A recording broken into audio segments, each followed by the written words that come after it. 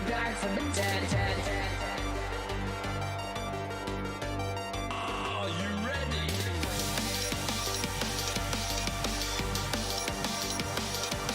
Let's go. Back from the dead.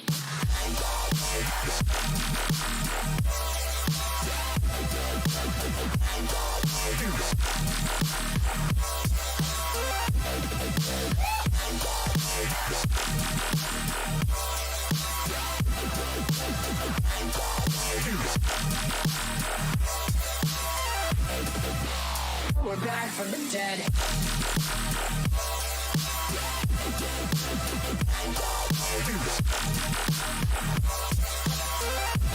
Hell yeah.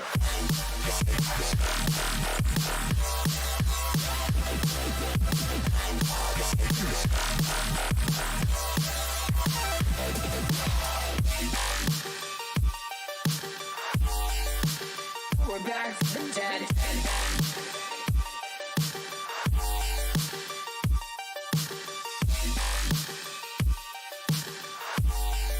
Back from the dead. Back from the dead.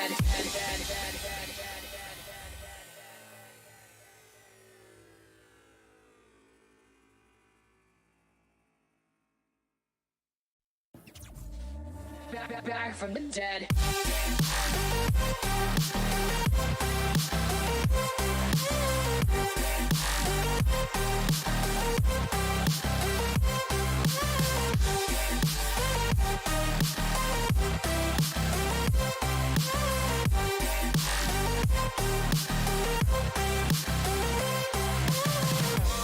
Ladies and gentlemen, you're all invited to go fucking mental on this motherfucking drop.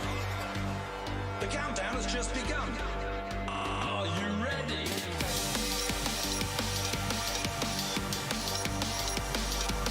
Let's go. Now we're back from the dead.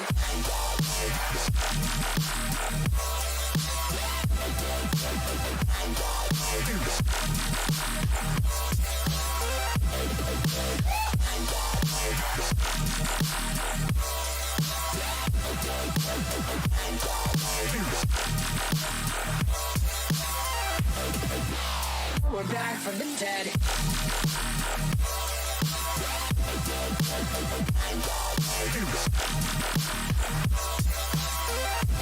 Hell yeah.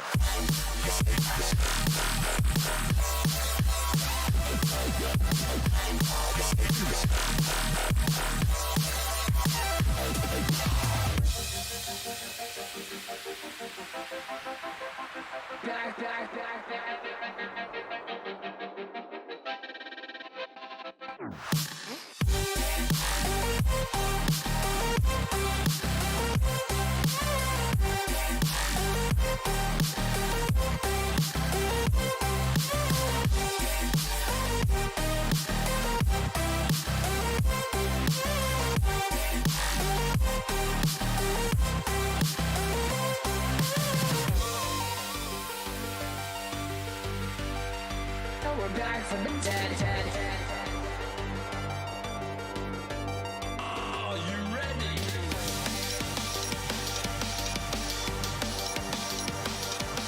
Let's go. Back from the dead.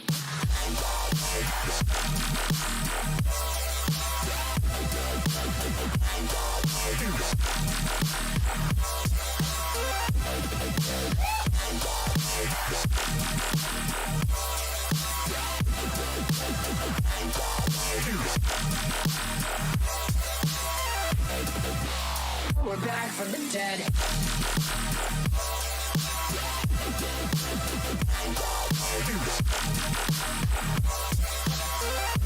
Hell yeah.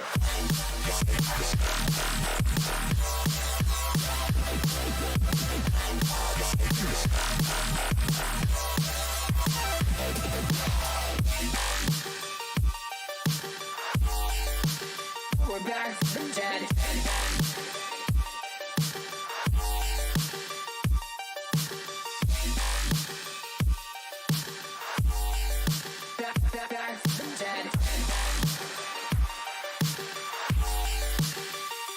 from the dead.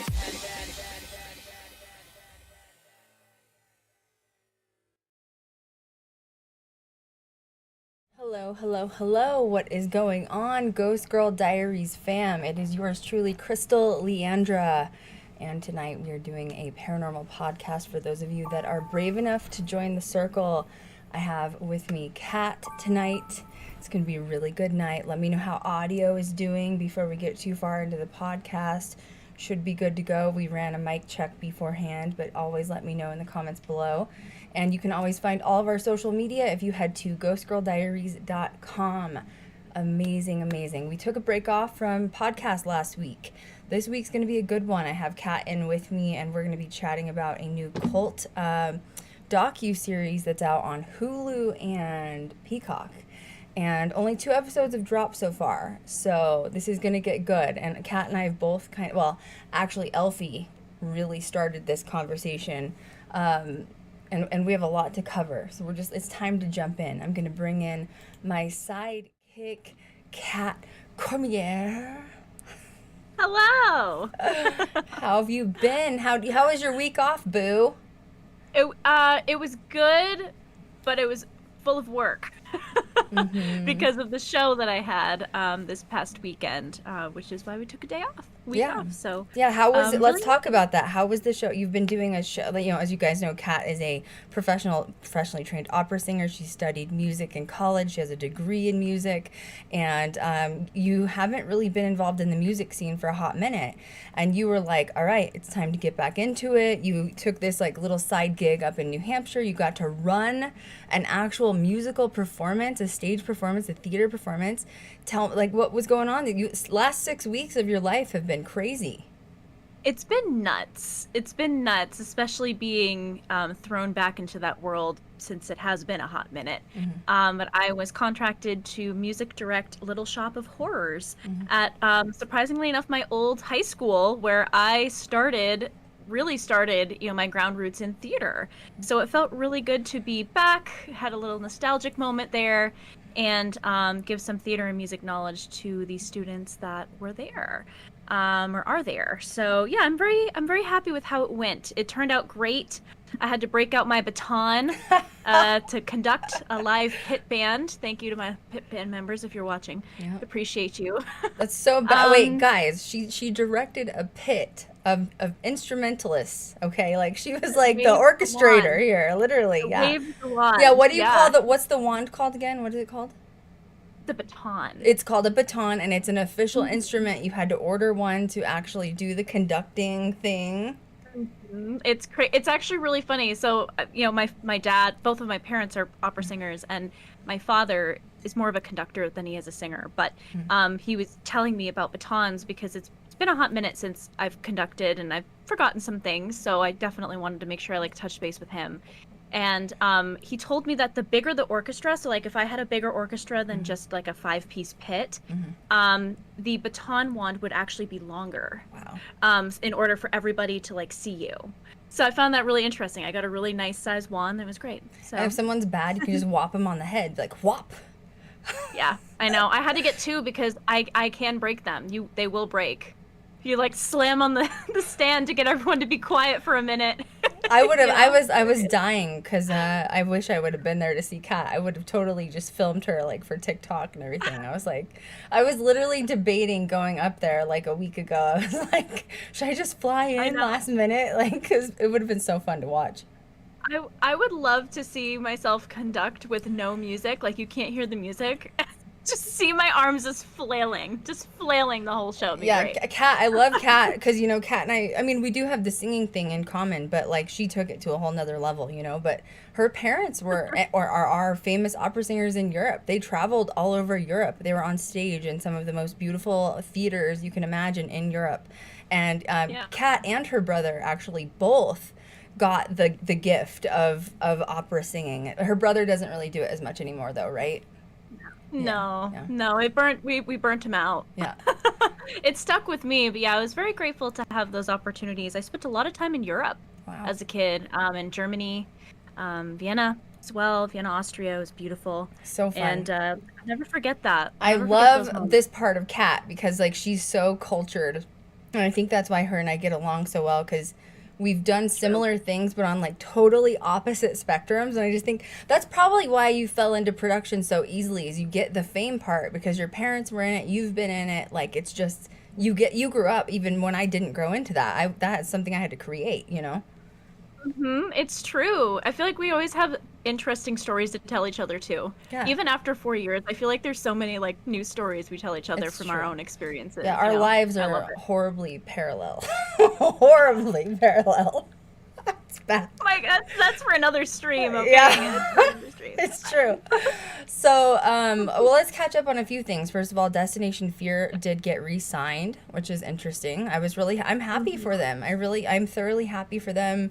I haven't watched the new season though, so if anyone asks me questions on it, I cannot answer it. A lot of people were asking me about the new Ghost Adventures. They're doing something where Zach's like streaming, or did you see this this trailer? Yeah, House Call. I think it's called House Calls or something. I haven't seen it yet. I haven't seen it yet. I have not had time to really watch anything, but people are wanting my opinion on it. I will give it to you when I have time to sit down and watch it. I haven't really been. Look, dude. I'm gonna put my energy into Ghost Girl Diaries right now because we have hit 50K on TikTok. And the opportunities that it is bringing in. First of all, our podcast numbers are soaring higher than they ever have. Last month, our podcast numbers went up more than they ever have. We have more subscribers than we've ever had in 30-day period. And we are actually now getting contacted by haunted locations all over the United States wanting us to come film. So exciting. It's so exciting. Yeah, to say I've been busy is a understatement. I've been just doing meetings and we're actually scheduling a location for June. Kat will be flying back West Coast again because she loves West Coast. I feel like I need to get out there at some point, like, for God's sake, like, Jesus, you know? I know, you need to come over here. I know, it's so weird. I think, like, because when people hear that I'm from Colorado and then I'm in Vegas, automatically, like, West Coast locations are like, oh, let's call Krystal. She's right there, you know? And I'm like, but Kat wants me in Salem, like, really, really badly, you know? So yeah, we'll get out East Coast at some point. But yeah, anyway, amazing things are happening right now for Ghost Girl Diaries, and I'm very humbled by the way, you know, it's just crazy because you look at my story from, you know, the bad things, right? Like YouTube, the first YouTube channel, like taking a tank after Logan Paul, and then that was traumatic. Like, literally, that was traumatic. Like, I'm gonna be honest, I'm still having burnout issues from YouTube. Like, I have all these plans to shoot content for YouTube, right? And I'm wanting to shoot short videos, like under 20 minutes, 10-minute videos, and that's so easy to do, and I cannot bring myself to do it. And I think I'm just still burnt out from, like, that channel tanking, you know what I mean? But, like, from that channel tanking to trying to switch to Twitch to creating a podcast from nothing to releasing a book to literally my mom getting murdered to now all of these amazing things are happening, I'm just very grateful. I'm blessed and I'm grateful, and I owe it to the Ghost Girl Diaries fans. I know that we have a ton of new fans that are coming in now, and we love you guys. You're now part of the Ghost Girl Army. I think that's going to be some new merch that I'm going to drop. But, you know, my OG fans, like, I know you guys have been the ones that have carried me until now. And I just want you to know, you know, if you guys wouldn't have been there pushing me through all of the muck, you know, like, the first bad thing that happened was that the YouTube channel tanked. You guys are messaging me. It doesn't matter. You have to keep going. If you guys wouldn't have been there to keep pushing me, I would not be here right now. Seriously. Like hearing from you guys, even if it's like a DM or a message on, you know, social media, I see it. Or Kat sees it and she sends it to me, you know? But, like, knowing that you guys still want to see my content even when I'm at, like, my lowest of low, and it's literally pushed me to now to where everything's going, like, really good again. Like, wow. Thank you guys. Like, none of us would be here right now if it weren't for the fans. I give it all my credit to my fans 100%. And, you know, it makes me want to cry, and I'm not going to because today I accidentally wiped one of my eyebrows off when I was out in public. because it's so hot. Yes, I'm serious. It's so hot in Vegas. It's like, because it's summer and like it gets so, it's like an oven heat, you know? And like I looked in the mirror, I went to a restaurant and then I went shopping and I looked in the mirror and like half of my brow is just gone. It was so bad. So anyway, melty hot, you know what I mean? So anyway, we're here. Any other like catch up news that we want to kind of chat about that you can think of? There was another thing, but I totally brain farted it. I can't remember what it was. It was TikTok's amazing, like 50K followers. It's growing. We're literally getting thousands of people per day. It's amazing. Social media might be a little bit quiet though for the next week. I'm having surgery again. Damn it. Yeah. I know. Yeah. I know. Yeah.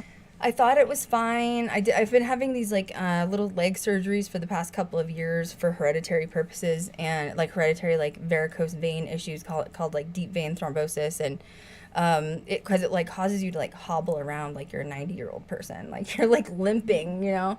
And everything's been great. We thought we were done, and I had like kind of an emergency situation happen. So I'm gonna go in for hopefully one last surgery, fingers crossed, next week. And so I'm just in pain right now, so it's just not really fun I don't want to be like smiling and shooting content. I'm just sitting like, ow, I'm in hurting the whole time, you know. But you're also human, you know. It's true. I'm human. Otherwise, I don't know. Oh, Katrina also finished releasing parts of her documentary on Katrina Weidman. Weidman? Weidman, okay. yeah. I haven't finished watching that either. I know some people have been asking me questions on that. We'll get there, I promise. Yeah. Now today though is some mofo tea. Okay, I'm gonna try not to cuss because we got approved for ad revenue on the podcast. Oh my god. I'm so excited. You guys, There's it's so like many good things I happening. can't believe I'm gonna attribute it to this person right here, my mother. It's a picture of my mother. She's in heaven right now. And she's watching over me. I know it because she's been making all these amazing things happen, and I'm just blessed. Even though I miss her to death, I am still traumatized by that. It's never gonna go away. I miss her. She's my best friend. Anyway, no crying. No crying. There was a documentary that was released, and I didn't hear about it. You didn't hear about it. Elfie heard about it. Yeah, Elfie, that was group chat's been lit. Oh, you know what? Like, there's some days I wish people could see our group chat because I feel like we have the coolest group chat ever. You know what I mean? Like, Really?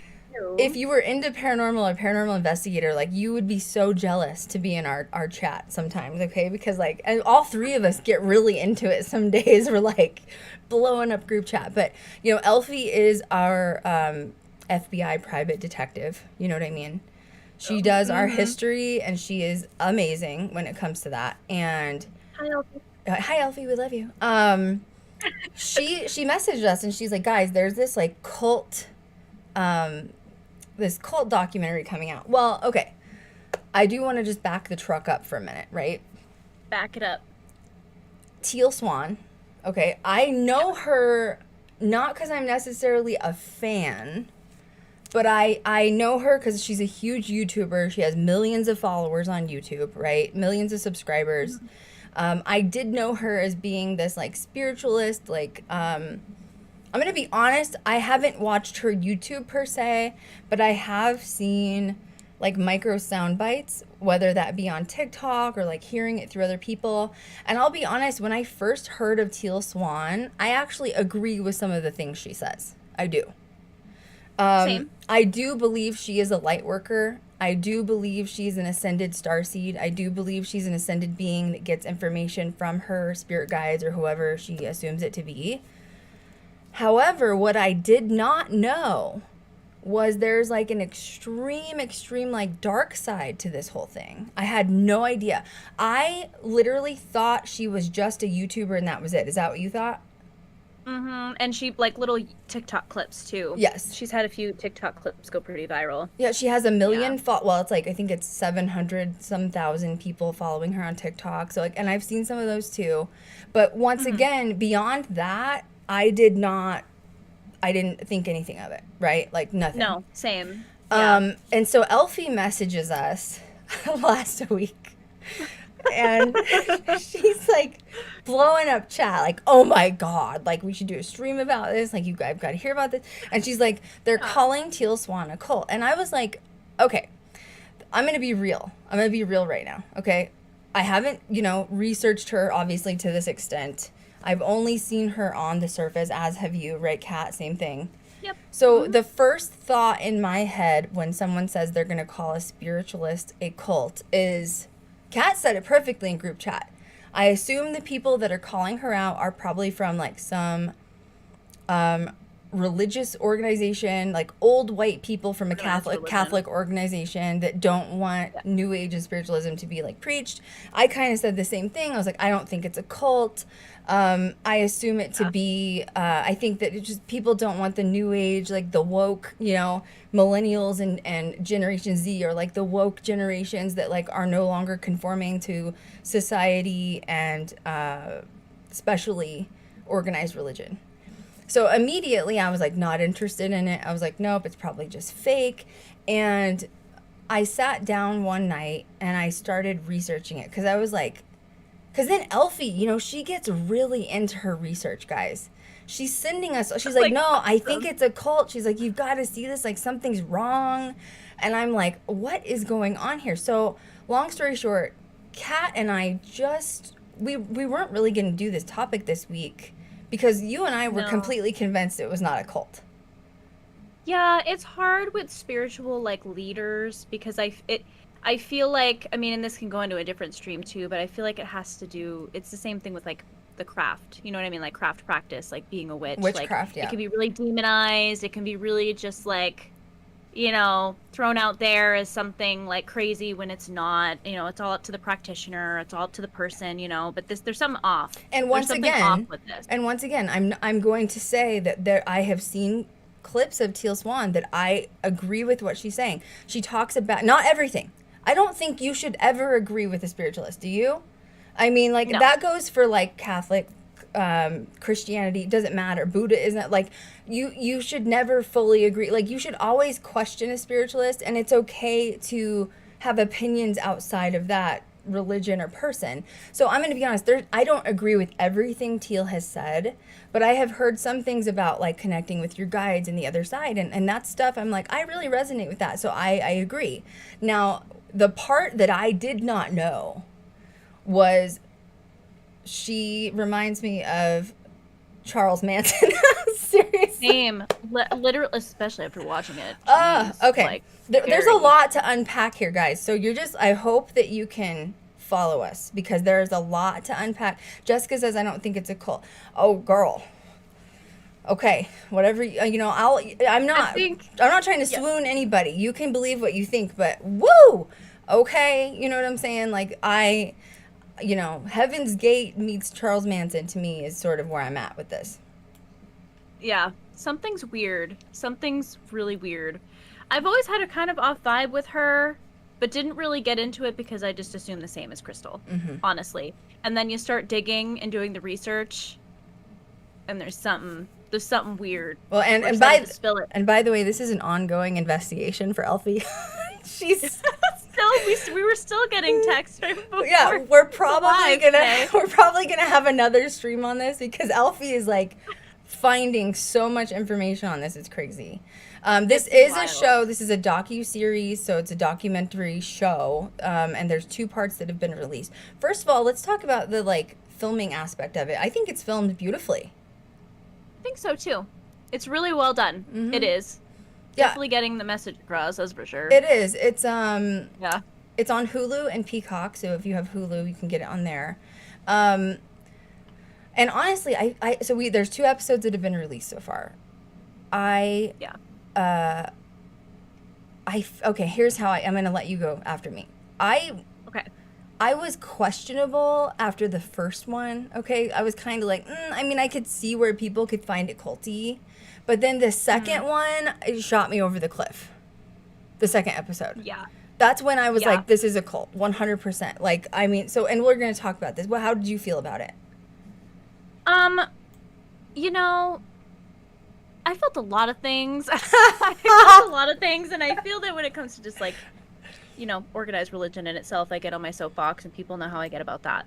But I think what really got me in the first episode was her talking about how she wants to be more influential than the Pope. Yikes. Yeah. And that just really irked me Yikes. a lot outside of what my own personal opinions are. And, like, everything we're talking about today is strictly opinion. Like, it's not here to trigger anything. Well, no, it's not necessarily opinion. This is based on the documentary that we're seeing and research that we've done behind it. So it's not just like we're pulling this out of our butt. Not just. Yeah. Yeah, exactly. not just opinion, yeah. Crazy. Yeah. Yeah. There's a lot to unpack here, and we're going to bounce all over the place, so just try to pay attention because this is a lot. Yeah. Okay. There's a lot we're going to throw. Okay, the deep end. So it's about Teal Swan. Essentially, she is. I feel like the videos that I've seen of her where I quote agree with what she says are usually her live sessions, her like when she's on stage. When they had video footage and like photo footage of her YouTube channel, I could not help. So it's basically her standing in front of a green screen with like this paradise, like heaven behind her. And to me, I'd never seen it before. And the first image I got in my head was the guy that is the older gentleman that led Heaven's Gate, the cult Heaven's Gate. He would release videos that looked similar. Do you agree with that? I agree with that. Mm-hmm. So it's creepy. That freaked me out a little bit because I was like, yikes. Parallels. Yikes. You know what I'm saying? Yeah. Okay. It was filmed over a matter of 3 years. And there has been statements released from Teal, okay, that I'll say. And Teal's basically saying that she wasn't expecting them to put the documentary together on an opposing view, okay? The reason this documentary was shot, okay, is because she does a therapy session. You see my finger air quotes? She does a spiritual therapy session where she forces people to, well, she doesn't force you to, but like you're agreeing to it. She sits with you while you think about your own suicide. And essentially what happened is some of her followers have done this at home and have actually killed themselves. Trigger warning for people that have suicide issues. So there's people that are trying to hold her and her encampment liable for these suicides because they don't think that since she's not a psychological doctor, she should be promoting people to think about their death, which I kind of agree. When I heard that, I was like, what? Like, what? Jesus. I mean, look, I'm going to be real. I've been through some trauma, and we're going to touch on this later. My mom was murdered, like I've been through some trauma, some serious trauma. And I have had suicidal thoughts, but I wouldn't have done anything. And with that being said, I do not think suicide, like actually contemplating my suicide, like creating a plan, would have helped me out of that dark place. I think that's a huge mistake, in my opinion, because I have been in that place. You know what I mean? But we'll get to that later. Like, that's why I said there's a lot to unpack here. We're going to be bouncing back and forth because this is insanity. Okay. This is just the top of the iceberg here. We're not even in here. It's a 4-part series, so 2 parts have been released. Directed by a guy named John Casby. I think whoever is amazing, like, that's been filming it, I think they did an amazing job. The cinematographers are doing an amazing job. The audio is amazing. I mean, Hulu, of course, if you're behind Hulu with money, they have the finances to create an actual good production, So it was amazing. And it says that they went incredible lengths to search for this like connection and wellness into the industry, because it seems like they had to gain Teal and her community's trust in order to get in there to film this. Is that how you feel about it? Yep, 100%. They're very tight-lipped as it is, so somebody had to have been trustworthy to be able to get access to this over a period of 3 years. It's a long time, and keep that going. Yeah, they had to poker face through that, and pretend like they weren't doing anything that they were doing, So, okay, episode 1 is called The Lost Toys. I'm going to let you start this, because you were more into the first episode than I was. Yeah, I mean, the opening scene was weird. A woman in like a pool, and to me it just seemed very like the point the reason why they opened that way was to make her Teal almost look Christ-like. Yes. It's kind of what it seemed like to me, as if like she was giving her a baptism, like this woman that was going through some trauma. Oh yeah. No, it's true. Like, I think that was the vision that she was trying to like have them portray, especially given her Pope comment, which I'm still really triggered by. Yeah, but wait, like, you know, okay, if you haven't seen it, the opening scene is literally Teal, which she is very beautiful. She looks very alien-esque to me. She's definitely a starseed. She does not look like a human. Yep. So, no. And she's beautiful, so I'm sure that's how she attracts people to her following of just, you know, these wounded people find her and need healing, you know. So she's in this pool, and it's this beautiful blue pool, and you're right. It looks like she is Jesus Christ himself doing a exorcism. I'm just kidding. Doing a baptism, and essentially this woman is like going through her suicide with Teal holding her in the pool, and the girl looks like she's convulsing and shaking and like purging her demons, and Teal is like rocking her and holding her like in the pool. And you're right, it looks like, I don't know, man. I was like, what am I like? The first thought, because that was the opening scene, I was like, what the hell does Elfie want me to watch? Okay, because Jesus, you know, like, woo. Well, it was just really intense. I mean, it was very like she was screaming and convulsing and crying, and you know, like, props to you if that's what you do. That's okay, you know, like that's fine. But it just seemed odd that they would open with that, something as stark as that, you know, not a gentle segue. It was like, bam, trauma, like literally right on the screen in water. And we're going to talk about trauma, and we're going to talk about shadow work, because I essentially think that's what's going on here is shadow work. But go ahead, keep going. I want to paint a picture, if you know what I'm saying. Is my picture clear enough? Was it great? Very clear. Okay. It's very clear. So pretty much in the first episode, they're talking about Teal Swan's trauma therapy that she calls the completion process. She hosts these workshops and charges up to $5,000 for the week.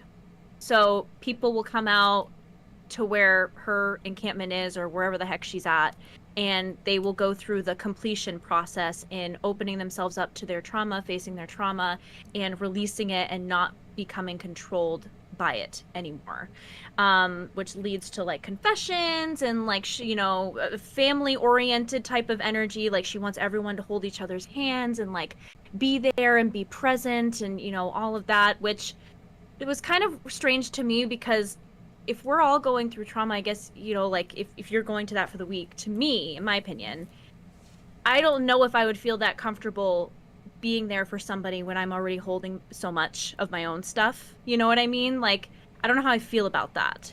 Nikita said, wait, so she's using people who are suicidal to gain views. Yes, and she admits this. She says that... And she does. Yeah, she says that her followers are wounded people, and that she actually said that she finds her followers to be dangerous because they are watching her at 3 a.m. when they're thinking about suicide. So and she does make money off these people. So it is, you're right. Yeah, it's concerning. I have a lot of concerns about all this. Yeah. Yeah. So they talk about the completion process. They pan over, segments of her live, events and stuff, and talking to people and taking questions and answering them, and then they pan back to the camp for the week, where she's talking to a room full of people, and she says, quote, "If you want to come within 50 miles of me, you better be ready for the deepest end of the pool." End quote. And I just found that just also very stark, because it's like, what an introduction. Like, nice to meet you too. Like, I don't know if I'm ready to dive at the end of the other pool. Like, can we just segue into this? Can we just take some gentle steps before we get thrown in the end of the pool? Be great. Well, see, and I knew she was having like speaking engagements, because I feel like that's what any public figure would do. So that part didn't shock me. I did not know that she was bringing in 20 people per session. Let's do the math. If it's, Because that was about 20 people in that episode, don't you think? 20 people times $5,000. Let's just do the math. Let's do it. It's $100,000 a week, ho. Yeah. Woo! That's some good money. Some good money. It's pretty crazy. And she said as long as honestly. people need healing, there will be money. And I was like, yikes. So she knows she's making money off of it. And she refers to these people as that's literally the episode title. She referred to The them as lost lost toys. No, they're people. They are not toys. You know? Like, I just feel like that's really insensitive.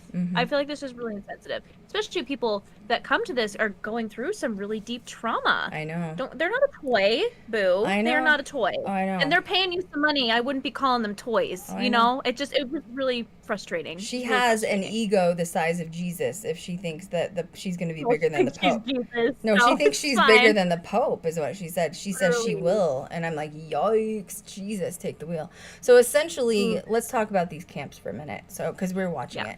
Not everybody's into this. So Kat and I are into this. So we're into spiritualism for sure. I'm not into, let's see. Let's start over. Hang on. Told you just this. We're going to be bouncing all over. There's a lot. You can be a cult even if you're not using the word of God. Okay? So I think that Teal, the way she was presenting herself is she's not a cult because it's not about Catholicism. It's not about Christianity. That's not true. You can be a cult. It just matter what the belief system was. Even with Manson, it wasn't even about God. It was about following Manson. He was the cult. He was the leader. Exactly. Yeah. Do I think she meant to start this out in the beginning? No, I don't think so.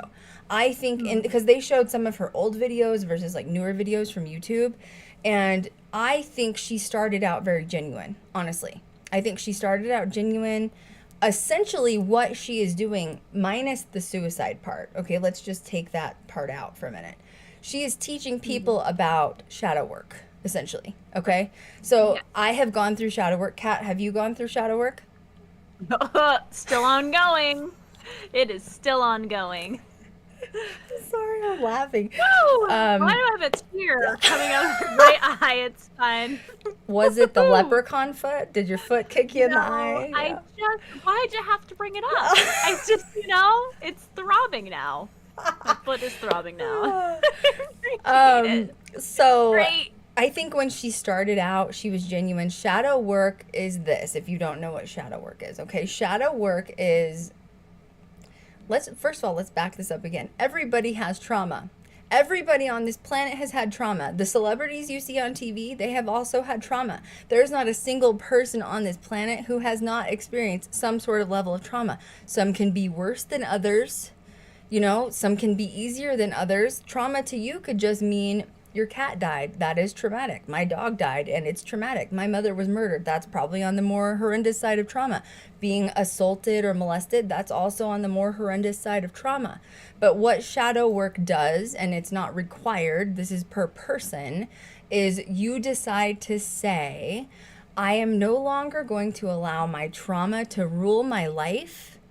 And what does that mean? You've heard those classic things, like if you've ever dated a person and a person says, I can't, I'm not comfortable with you going out with your friends alone because I have abandonment issues. That is trauma, okay? That is trauma. If you can't be alone or you can't, there's certain things you're like, I just can't do this because of my past. That is trauma. So when you go through shadow work, you say, okay, I'm going to un-F myself because I'm done with trauma, because I don't want trauma to limit my abilities and my path and my journey as a human and stop my experiences from this planet.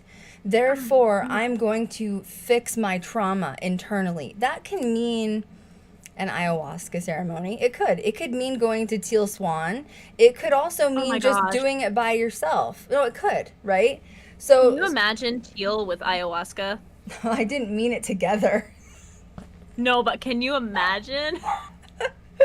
That's a whole other rabbit hole. That's terrifying to think about, yo. So really what Teal is teaching is different levels of trauma work and shadow work. Okay, so that part I commend her, because a lot of people don't understand it as shadow work. Now a lot of people don't want to do shadow work either, because I'm not going to lie to you, shadow work's horrible. Okay, I've been doing shadow work since 2019, and my life is so much better. I'm not caring. I mean, I'm actually now doing more shadow work with myself because my mother was tragically murdered, and that's traumatic. I don't know how long that's going to take to heal from, if I ever heal from it. That's the point of shadow work, though, is you could be 10 years down the line and think that you've taken care of all of your trauma or baggage, and something else pops up. But now you are conscious of yourself and your thinking and your thought process, and you're like, okay, that's a shadow, and I need to un-F it, and I can't let it rule my life anymore. How do you un-F it? There's so many ways. You'd have to research shadow work, and honestly, I'm not going to go into it here. You'll have to research it on your own. But that is the part where I do commend Teal Swan, because she's saying, people, everyone's got trauma. Undo it. Undo your trauma. Don't let it rule your life. And I agree. That's an amazing statement to say. However, I'm going to jump forward to her trauma. Let's just jump forward to her trauma. Okay, we're going to jump. No, I am, because you know, when you're teaching people about shadow work, what trauma have you been through to understand what shadow work is? So essentially, Teal does this interview where she says, yes, Nicole says, shadow work is horrible, but the rewards are great. 100%. Yeah, it's not for the weak. It's not for everybody. You definitely have to be on your own journey. I will definitely say I could never go to one of these retreats with Teal. I wouldn't want to do shadow work with other people. That sounds horrible for me. I don't know how. That's same. That's what I was saying, is like, it makes me uncomfortable because I feel like I'm carrying a lot of my own. I don't know if I'd have that space for other people, or to do that in a space with people I don't know. My God, you know? Like Kat and I both started our shadow path at the same time, but totally separate. And there were moments where, like, she was my therapist and I was her therapist. Like, honestly, it did happen. True. But at the end of the day, I mean, although we've been there for each other for a lot of things, I would not want her here, like, holding me while I was going. I'm sorry. And maybe, yeah, because, you know, personal. It's my trauma. I don't want to share trauma bond with you by you holding me in a pool while I'm crying my eyes out. You know what I mean? Like, that's gross. Like, grow up. Like, trauma happened. Un-F yourself. You know what I mean? It's part of the shadow work process. So, anyway, sorry, so that's me bouncing around. I think my dogs are barking. I'm sorry. There's a storm outside, so they'll calm down in a minute. Or else I'll be yelling. Pardon me. Can you please stop? Okay, shadow work. What else was I going to say? Not wanting to, like, encounter that with other people. That's really strange. No.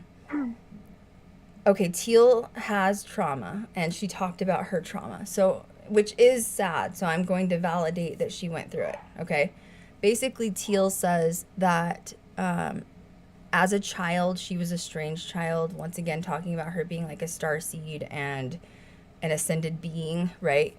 And she said that she was seeing dead people and talking to dead people as a child, and she was also seeing intergalactic beings, which is aliens, right? And when she told her mother about this, essentially her mom got scared and thought she needed more like Jesus in her life, and forced her to go into like a intensive therapy with like a local priest pastor. And at the age of 13, this man started as a spiritual practitioner, like priest, whatever. He abducts Teal at the age of 13 and starts chaining her up and horrendously like raping her and molesting her for years. This went on until she finally escaped at the age of 19, okay? So essentially, she claims that while this was happening because she was a child, which this is obviously horrible. Yes, this is traumatic, terrible. It shouldn't have ever happened. You know, her mother put her in a position where her mother should have been protecting her, and she didn't. It's horrible. She escapes at 19, and basically she says that the way she survived the assaults over and over again was laying still while she's chained up and being assaulted and imagining her suicide over and over and over again. And it made her feel like she kept becoming reborn to where she could face the next day. That is her ideology on how she teaches people in these encampments about shadow work, basically, is this really dark way of thinking about it, okay? let's just pause there for a minute. How do you feel about that? Not good. Not good, mainly because her experiences on how she got through her trauma may not be the same way that somebody else would. You know what I mean? And I think that's wrong to be charging that much money and pressing that on people and making them experience that, which has sometimes resulted in not a good way, because you think that your way is the only way. You know, Yeah. and I don't think that's a very healed way of promoting yourself as a spiritual leader, where it's either your way or the highway. And that bothers me. I feel it's contradictory. It's contradictory. I don't think that that's good at all. And she's not a psychologist. She did not go to medical school. She basically, it sounds like she pretty much shuns Western medicine. And look, I get it, okay? Like, you know, a lot of us, especially, you know, new age millennials, like, oh, the pharmaceutical companies are controlling the diabetic medication, and they're charging unbelievable amounts for the EpiPen, and you know, the pharmaceutical companies are in control of our medications, and so like we need to go back to like old medication or old medicine, which is like herbology and all this. I get that, okay? And to some extent I agree, but I also believe in modern medicine. Like, there's a freaking reason we live in the 21st century. Thank God. Okay, because if we didn't have, you know, the antibiotics that we have now, people would still be dying from syphilis. You know what I'm saying? Like, it's true. You gotta move forward. It's true. And like, I get it. I hate it too that the pharmaceutical companies are in control. But I don't think that means we should totally like shit can what all doctors say. And I guess the other concern is I was looking up online, research some of this stuff. Some of these people will go to her camp for like a week, and they have like bipolar and schizophrenia, like major mental health problems. I'm familiar with these because people in my family suffer from this. So I grew up with people that have these severe mental health problems, and they will go to her camp hoping that like through shadow work and stuff, she'll be healed of like bipolarism, and they'll take themselves off their mental medications. Like, that scares me. I don't know if you've ever known someone with bipolar. There's different types of it, but like bipolar 1 is where you have like extreme manic episodes, and people that I know that have had it, they will black out for weeks at a time when you go manic. You spend massive amounts of money. You get, you're obsessed with sex, so you start sleeping with prostitutes, and you don't remember any of it because you went manic because you're off your medication. Schizophrenia, same thing. It depends on the severity, but you hear voices. You think people are telling you to kill people. And to promote not being on medication and not being like, you're not a doctor. Like, that is where, to me, it gets a little culty. You know what I mean? It does. It has the same concerns with, you know, our past talk with ayahuasca as well. You know what I mean? And going there and not eating and being in the middle of the woods, like, it's a safety concern for not only that person, but also for the other people around them. You know what I mean? Especially considering sometimes, like, when they were sharing their traumas or having those conversations in the first episode, they'd be like alone in a room together. 2 people. What if that person has an episode and like beats the crap out of somebody? You know what I mean? Like, it's concerning. It's a concern. 2 people alone in a room that are complete strangers. It's not a therapist. You don't know. She puts you don't know what's yeah. gonna happen. It's very strange. It's very strange to me. Dangerous. And once again, going back to, you don't know their full mental profile. I don't think they have a doctor on staff. What if there is a massive episode of mental health or even depression or anxiety? You know, what if somebody decides you're having one of those episodes and they drown themselves in the pool and you don't have any medical experience there to help revive them? I mean, I don't know. This is really dangerous to me. I assume when they go there, they have to sign liability forms where, like, if something happens, like, they're not liable for it. Another thing is, there's 2 more things that I want to wrap up with the first episode. One is when she was on stage talking to the girl that was suicidal, and 2, her Pope comment. So they show her on stage in the first episode. First, before she goes on stage, she's telling, like, security, I need you to, like, watch me, like, make sure you're there. Like, she's basically saying she does not trust her fans because they watch her at 3 a.m. when they want to kill themselves, and some of these people get very aggressive with her and, quote, they literally think she is like Jesus Christ. And she kind of like smiled. Like, I think she liked the Jesus part, which was kind of weird. You know what I mean? Yeah, you can't have it both ways. But it's like, yeah, it's like she's you know? making money off of them, but like she's afraid of them too. And like she's like, yeah, like you know, she's essentially attracting extremely damaged, unhealed people who are following her to the ends of the earth. You know, and so anyway, she brings us. She had a few people that she brought up on stage with her, and they were having this like discussion. And this is episode 1 still. And she brings this girl up on stage, and you can tell the girl, like, just kind of looks broken. Another thing I'm going to say, too, which really worries me, and I don't know if anyone, like, watching has been through shadow work like Kat and I have, but, like, if you have gone through, like, extensive shadow work, I'm talking years of it, and it never ends. Like, it doesn't just end. Like, things can pop up at any time, or, like, my mom dying creates a new shadow. But after you've been through like years of shadow work, you can extensively read people easier, don't you think? Because you've kind of examined your own like human psyche. And I think that worries me with Teal is I think she's been through so much trauma that she's really good at healing people quickly. Or I'm sorry, not healing people, reading people quickly. Right. And that worries me. You know what I mean? Because like I think it could be being misused in the wrong direction. Laura says, "Shame on Hulu." No, this is good. They need to be bringing this to light. Because even Kat and I had no idea about this with Teal Swan. Yeah, and there's an investigation going on with this too. If any of this is ethical, I can only imagine. I mean, if this has been filmed over.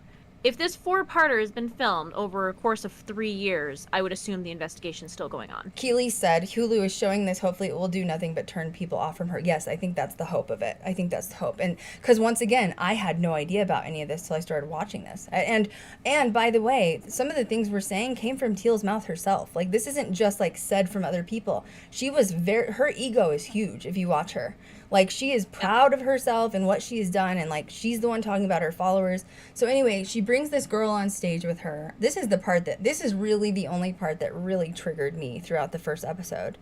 And this girl comes on stage, and she looks broken. And once again, if you've been through shadow work, you can easily read people, you know?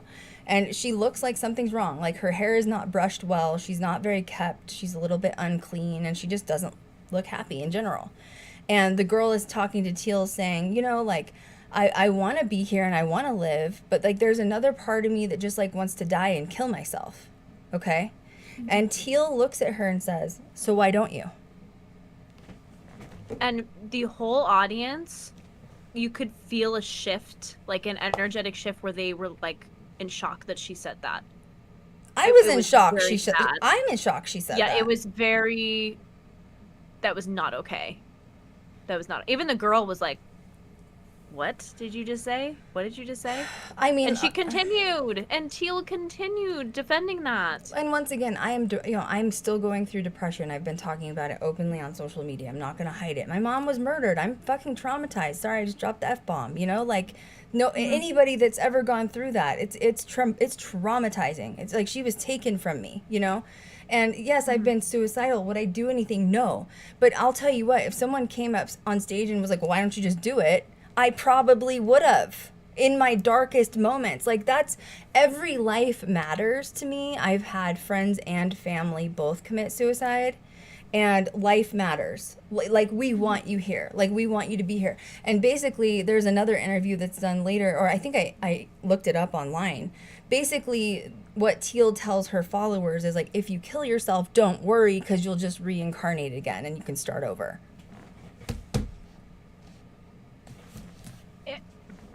It just bothers me. She's not... I'm just saying this to say it in the context. She's not God. You know what I mean? Like, she doesn't get to tell people that. You know what I mean? I just feel like that's very bold of her to do. Was it the first or second episode she was challenged by the guy? First episode. Oh, yeah. I was happy about that. Was that first episode? Yeah. Okay. Yeah, that was first episode. So you talk about that part.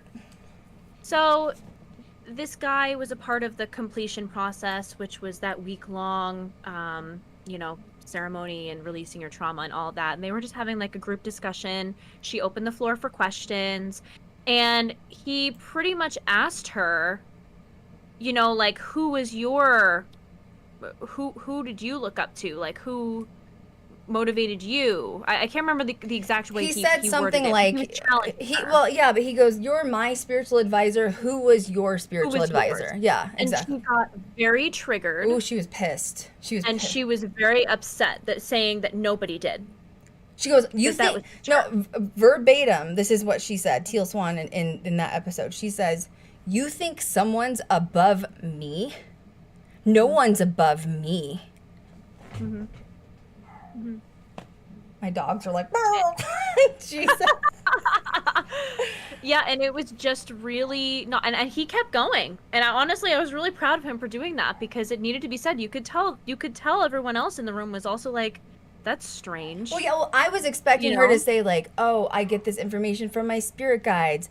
I'm in higher tune power. with my angels, God, like the source, whatever." You know what I mean? Like, and instead she's like, "Oh, you think someone's above me?" And she's like snickering. She's like, "Pfft, no one's above me." She's like, "Pfft, you think someone's above me? Who would be above me?" And I'm like, yikes. But then she was gaslighting him, Yep. trying to say that was his trauma speaking. Yeah. She was trying to make him feel like the small person in the room by speaking to her like that. So she was showing her authority and saying, like, you're just afraid of, authority, I think is what she said, or you're afraid of this. She said, "Why are you challenging me?" or something like that. Right. And he bought it, and he said, "You know what, you're right, it is my trauma." And I'm thinking to myself, no, it's not. You're allowed to ask questions. This is why we said this at the beginning of the stream. You are allowed to ask questions. I don't feel like that should be frowned upon. And I feel like if you're... I want to share this. Yeah. And this can like be like bought or not bought. You know what I mean? Like, I don't care if people believe this or not. But I've told you since my mom passed away in January, I was very close with her, and I've gotten some gifts of the other side, which is mainly like dreams, like very, very vivid dreams of my mother, and even my guides coming to me, like telling me, like, I'm here to tell stories of the dead. Like, that's the purpose of my life path. I have to stay here, as upset I am about my mom. I'm sorry, guys. There's a storm outside, so my dogs are just freaking out. But basically, she said, I asked my guides, I said, does God exist? And in the dream, they said the source. So they don't call him God. It's not a male. It's not female. I think it's a they more she. Once again, you can believe what you want. But then I said, so what religion, like, are we supposed to believe on earth? You know what I mean? Like, there's so many religions. Are we supposed to be Buddha? Like, is there a right one? Hindu? Like, Catholicism? Is there They said, no, there is no religion. However, when you incarnate, that is your choice, your free will, your path.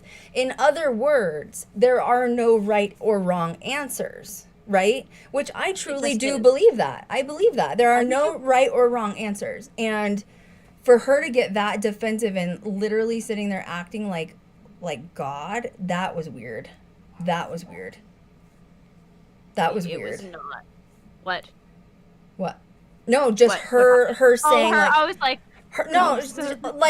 what was weird was her being so, I want to use the word egotistical again, but just like, triggered. She was so proud to say that no one's above her, and it's like, did you invent the planet? Like, you know what I mean? Like, did you birth the planet out of your vagina? Like, how is no one above you? How are you so convinced? No, and this is what I was telling Krystal when we were talking about this on the phone a couple days ago, or yesterday. I think it was yesterday.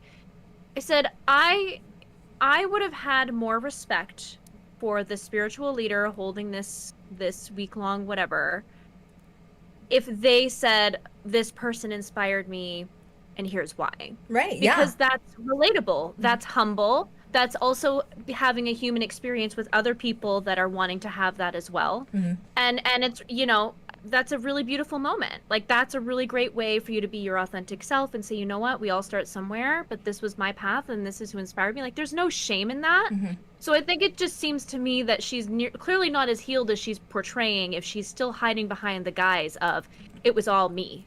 Me. Yeah, I think she's got a lot of, I mean, I'm going to say something, I'm jumping it forward again, but that's fine because I told you we're going to be all over the place with this. I really, God, I'm getting hot talking about this, man. Nikita said, I think I'm going to opt out of this one. I know, but this is tea, right? Like, this is some good tea. You should watch it. It is. Yeah, should. Well, I think like the 'Cause part who that's knows what's gonna happen from this? well, it's true that I think the part that's fascinating to me is to see like a real life cult unfolding in front of our eyes in present time. That doesn't happen very often. Like, I mean, Charles Manson just died recently, but like that got shut down before we were like aware of it. You know what I mean? So to know that this is going on, I find it like really interesting, I guess. Anyway, the last thing that happened, the very last quote basically of the episode 1 was they have Teal like sitting down in this chair that looks very like royalty. Don't you think it felt like royalty the way they had her sitting? Like a throne. Like a throne. Yeah. And they sit her down and she looks at the camera and she's like, oh, I'm going to be bigger than the Pope. She was like, people laugh at me all the time. She goes, you just fucking watch. That's what she said. And I was like, wow. She believes it. And that's just not going to happen. Well, not it's only not going to happen. but like on an opposing side, and like I don't even think the Pope should have that kind of power. You know what I mean? Like, because No. I don't like organized religion in general. This isn't just about her. It's about all organized religion. You know what I'm saying? Like, it was... But it's the comment. It's the intention behind it. Like, it's not good. It's not good. It's not a good look, boo. Take it down a notch. Well, okay. You know? Second episode, we're going to go into episode 2 now. I hope everybody's still God. on track. So now I felt personally attacked in the second episode. Because there's paranormal that happens in the second episode, and that's when I was like, oh, I'm involved now. I am involved now. Now I am involved. This isn't just a negotiation. Now I'm actively involved because... This is here. And by the way, I'm not going to sit here like she did and be like, oh, I do call myself the queen of paranormal, but I don't mean it in a God sense like she does. You know what I mean? Like, woo! No, you are not Teal Swan. So, boo. I know. Trust me. So one thing that's really strange, so we left off with you saying you think she has a lot of trauma. 100%. I think that she has so much trauma that she can't face, and I think that she enjoys seeing other people suffer because of the way she suffered with her trauma. And once again, I'm not saying what she went through wasn't horrific. Like, that's terrible as a 13-year-old child. You know what I mean? Like, that's absolutely traumatizing. She should have never had to go through that. But it's just strange. Like, when she speaks, she does not talk about things like Kat and I. Like, we're sitting here laughing, having a conversation. She uses metaphors for everything to the point where I was like, shut up. Like, not everything has to be this, like, genius metaphor. You know what I mean? Like, are you Yoda? What's happening right now? Like, for example, she was we'll talk about who Blake is in a minute. That's her, like, first boyfriend. It's, like, some weird polygamy. I don't even know what's going on. He's just a weird He's just weird kind egg. of floating there. But, so Blake gets a new girlfriend, okay? And she's like, Juliana is like... This is how Teal speaks about things. She's like this roughened stone. She has all these rough sides, and she hasn't been smoothed out yet. We haven't given her like that polished stone side that she needs. So everything is this like deep metaphor, and I'm just like, stop. It's not a deep metaphor. Like, just be a human. It's not a deep. I don't need to talk about a polished stone. Just say you don't freaking like her and she needs some work and you need to like spiff her up. You know what I mean? That's what she meant, right? Like, don't talk about a polished stone. This isn't a crystal, expo. I'm not buying amethyst here. This is about a person named Juliana. You know what I mean? Like, right. So then she says that she sees auras, which I found interesting. So she's talking about like people's auras, and I was like, okay, well that's new. And now another thing that I noted is whether it's a personal or not, she immediately sees problems in every person that she meets. Immediately. Doesn't even give them a chance. So I don't know. I think this is a wounded inner child thing. When you have had damage and serious trauma in your life, I mean, like, my dad was abusive when I was growing up. You know what I mean? So, like, that caused eating disorders and everything else. And it makes you just not trust people immediately, and you stand back and you're analyzing everybody in everywhere. You know what I mean? Like, so that's what, to me, she's doing, that she hasn't healed that trauma, though. So the minute someone sits down, she's ready to analyze them. And the crazier part is like, everybody agrees with her when she does that to them. Because no one's allowed to challenge her. Mm-hmm. it's either her way or you're wrong. Mm-hmm. And that's so narcissistic and gross. It's unfathomable. It is. Honestly. Yeah. Get a grip, Well, lady. but once again, everyone's traumatized. I'm sorry. This is a hard planet, man. Nobody's gotten off the hook here. Nobody's. Earth is dark. It is. It's a dark place, and you know what? We've all had some shit that we've been through, and none of us are. Nobody got off the hook here. Sorry. You know what I mean? So, but then I feel like that makes you feel isolated, because you're like, if somebody sits down and talks about your trauma immediately when they haven't seen you, you're like, shit, I must be messed up. No, you know what I mean? Like, am I wrong? Isn't that how you would feel if you like sat down with her? You'd be like, shit, I'm a hella messed up. I need some work. I'm gonna sign up for that, $5,000 workshop.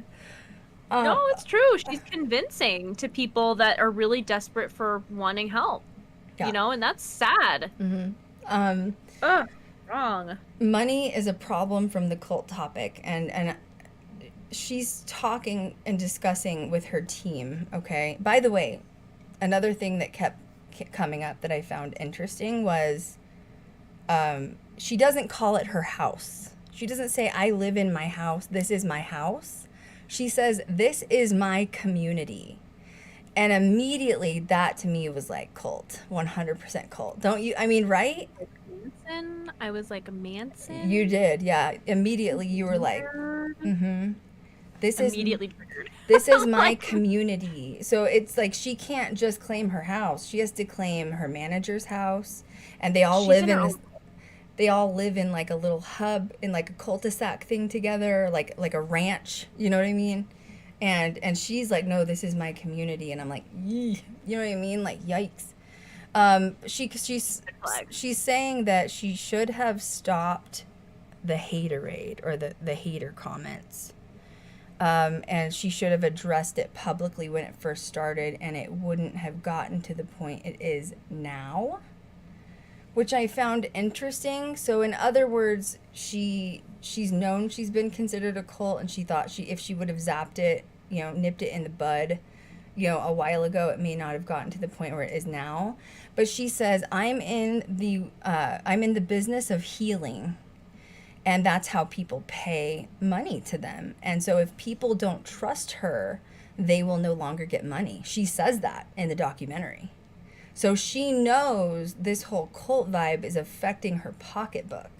And she said that it did massively affect them financially when it came out that they were a cult.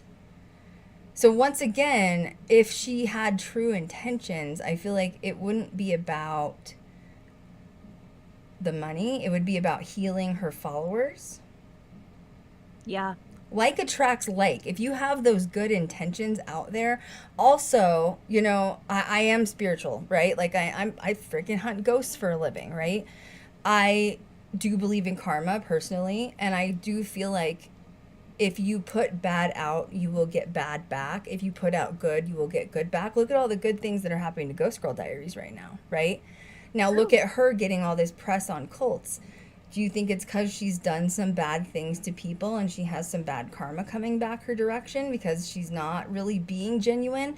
Also, I do believe that she has gifts, that she can talk to her guides or whoever she's in communication with. I'm not questioning that at all. But I think that she's been using her gifts for bad. And in my opinion, this is what you would call a dark light worker. Do you agree? Yeah, she's using her gifts with ill intent, and that there comes a price to pay with that. Mm-hmm. I think at the end of the day, she has to look at herself and she has to know that the things that she's saying are extremely culty. Mm-hmm. And she's the one that has to sit with that mess daily. Yeah, that's where I'm confused on. Is like she's blaming everyone else for the cult vibes, but she's the one speaking this. You know what I mean? Like she's the one that's caused the cult vibes. It's been everything that's literally come out of her mouth that made me think it was a cult. It's nobody else. Exactly. Right, but she'll blame it on everybody else. This is on Hulu. It's the Deep End. It's on Hulu and it's on Peacock. Is it Freeform? Yeah. Okay, I may have messed up. I think it's on Peacock too, actually. Is it? Okay. So she talks about money is a problem. They're sitting at this kitchen table and she's getting really emotional, and nobody else is really, so she has like her manager there, like a social media person, Juliana and Blake. And she's mad at them for not reacting the same way she is. And then she's like, well, do you not, feel the same way I do? So she controls she wants them to feel the pain she's feeling, which is once again why I feel like she does this whole like suicide process with her fans. She doesn't feel alone. Yeah. Well, okay. So you want to talk about Blake? Let's talk about Blake. Oh, Blake. Oh, Blake. What a strange dynamic. Which, by the way, if you're polygamy, like, I don't care. You know what I mean? Like, just be it. Like, that's. I was talking to Elfie about it. She's like, I don't really care what they are, but just like be it. You know, like the way that she was describing it was very like confusing, and clearly they are like a community. Like, so Blake and her were together when she was 19. She escaped to Blake's house when she was being molested. And Blake took her in and basically took care of her. Major trauma bond there. Major trauma bond. Major. And she like canned all of her family, hasn't seen her blood family since, and Blake took care of her. They were together in a sexual relationship for a year and then broke up.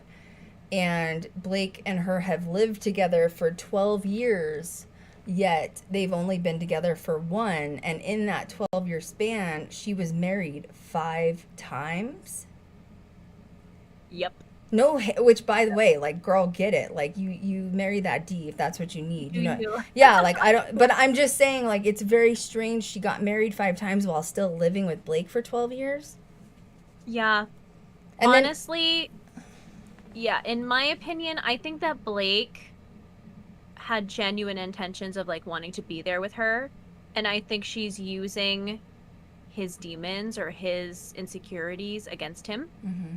And it's really interesting because there are a couple of times there was like behind the scenes stuff going on, and you could see the sheer terror on Blake's face. He looks a little weak. Let's be real. He looks like a squish ball. He looks like she runs him over. She probably controls him with money and everything. You know what I mean? He just, to me, he looks like a squish ball. Yeah. But he also looks like he wants out. Well, that's why he got with this new girlfriend. So she also has a child. I didn't know that. She has a child with one of these 5 ex-husbands. And Blake has essentially, like, raised this child. It's not his. So like, what is going on? I don't even know. I'm so confused. You know, but it's, like, to me, like, before I knew that about her, she portrays this, like, perfect outer image where I would have never expected her to have 5 failed marriages. And I'm sorry, but, like, if you've had that many failed marriages, maybe you should be working on yourself instead of other people. Am I wrong? Yep. No, not at all. Not at all. She didn't allow herself the time to process what she needed to, and she's pouring it into other trauma, with other people. And trauma bonding with her community. It's, like, messed up. It's really messed up. Made me hot, made me tired. So that's when she starts talking, and they're now going, like, deeper into this retreat that she has over the course of a week, okay? And she has all these people coming in, and she's literally telling them, like, when we go do this process, I want you to envision your suicide. If you were to commit suicide, what would you do, like, in detail? And I don't know, man. I just don't. That was, like, really not a good idea to me. Like, and she describes herself as being like, I'm not gonna, like, sugarcoat this. I'm just gonna tell you as it is. I just think that's just, like, cruel. And, like, you're playing doctor and psychologist, and you're not. Mm-hmm. You know? Mm-hmm. So essentially, what has happened is people at home have watched her videos, and they've not only imagined suicide, but they've actually done it. She's had followers that have killed themselves because of her, quote, therapy that she claims works. And family members of these people, of her fans, are trying to hold her accountable. I don't think that they'll ever be able to, unfortunately. But it is very strange situation going on here. Like, and once again, I had no idea about it. Did you have any, like, I had no idea this was what she was doing. No, thank goodness this documentary came out. Honestly, because and she's proud of it. She is proud of saying that, like, you need to envision your suicide. You're going to be reborn again. And I'm like, I don't know, man. Like, I mean, and It's- a lot of my best friends too are veterans. You know what I mean? Like, I'm thinking about the irresponsibility behind saying something like this. I have a lot of people in my life, family members and friends. I'm a huge supporter of the veteran community. I've spoke out about it all the time. I donate to the veterans. I'm always working with veterans, you know, and they have, you know, a lot of them have severe mental health from like Afghanistan, Iraq, and you know, they've been diagnosed with certain, you know, mental illnesses because of the trauma they experienced at war. And I just imagine someone like that stumbling upon her videos, and I think they would actually do it. You know what I mean? Like, I just don't. Once again, this is where, you know, an actual psychologist or a doctor would need to get involved, because there's different levels of trauma. The trauma a soldier experienced in Iraq is not going to be the same level of trauma you experienced with being abducted and molested for years, which they're both horrible. There's not one. That's why, like, trauma bonding is so bad. You don't want to trauma bond with people, because no one's going to ever, like, even if I meet people that have experienced a parent being murdered like I have, they're never going to still understand what I'm going through. So, like, that's why you don't trauma bond with people, like, even separate experiences than that. So she has these week-long things where these people get together, and she puts two strangers, so she has about 20 people in a group, two strangers together alone in a room. And you're supposed to just go in there, they shut the door, and you do your freaking shadow work together with a stranger. What?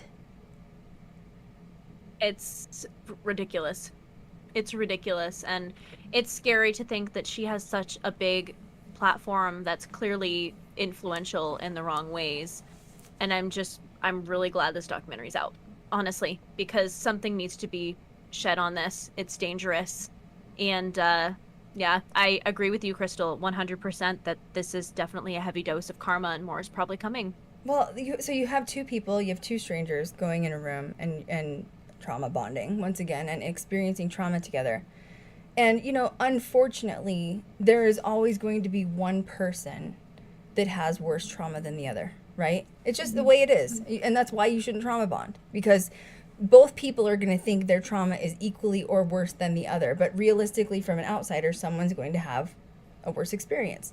So, for example, you take someone that's been molested and assaulted, that's pretty traumatic, versus someone that just has daddy issues. It's traumatic, but it's probably just not as bad. I mean, of course, depends on the daddy issues, but if dad just decided to, like, get drunk every night and leave the house, you know, you just feel neglected, where this person was actually physically assaulted daily. You know what I'm saying? But now you have two people, strangers in the room, right? And the person with the daddy issues is now going to be taking care of the one with the worst trauma. That is not your job. You just paid $5,000 to go be someone else's psychologist, and now you're not getting fixed. When that's supposed to be Teal's job. You know what I mean? It just seems to me that, like, she makes everybody else do the dirty work, and she takes all the credit for it. And the money. She says a few smart things that people are like, oh, because she knows how to, you know, get to people, and then she gets the money and runs. Well, the problem is that, and I saw this once again in the documentary, she attracts extremely wounded people. And I really think that is with any religious organization. You know what I mean? Like, I grew up, I was baptized Lutheran, which is a little bit more hardcore than Christian. You know what I'm saying? And I did go to church, like, as a child. But as I got older, my mom sort of, like, let me make that decision. And my mom used to say, you don't need to go to God's house every Sunday to pray. If you want to talk to God, you can talk to him right now. And I feel like it's just with her, she is like the messiah of this. And it's like she teaches her followers, like, until you come see me and, like, you have that, like, pool experience with me of, like, you're born again, Jesus Christ sort of, you know, I know. I'm going to dip you in the holy pool, and you're going to experience your suicide, and you're going to come back a new person. I hate to say it, that's not really going to work.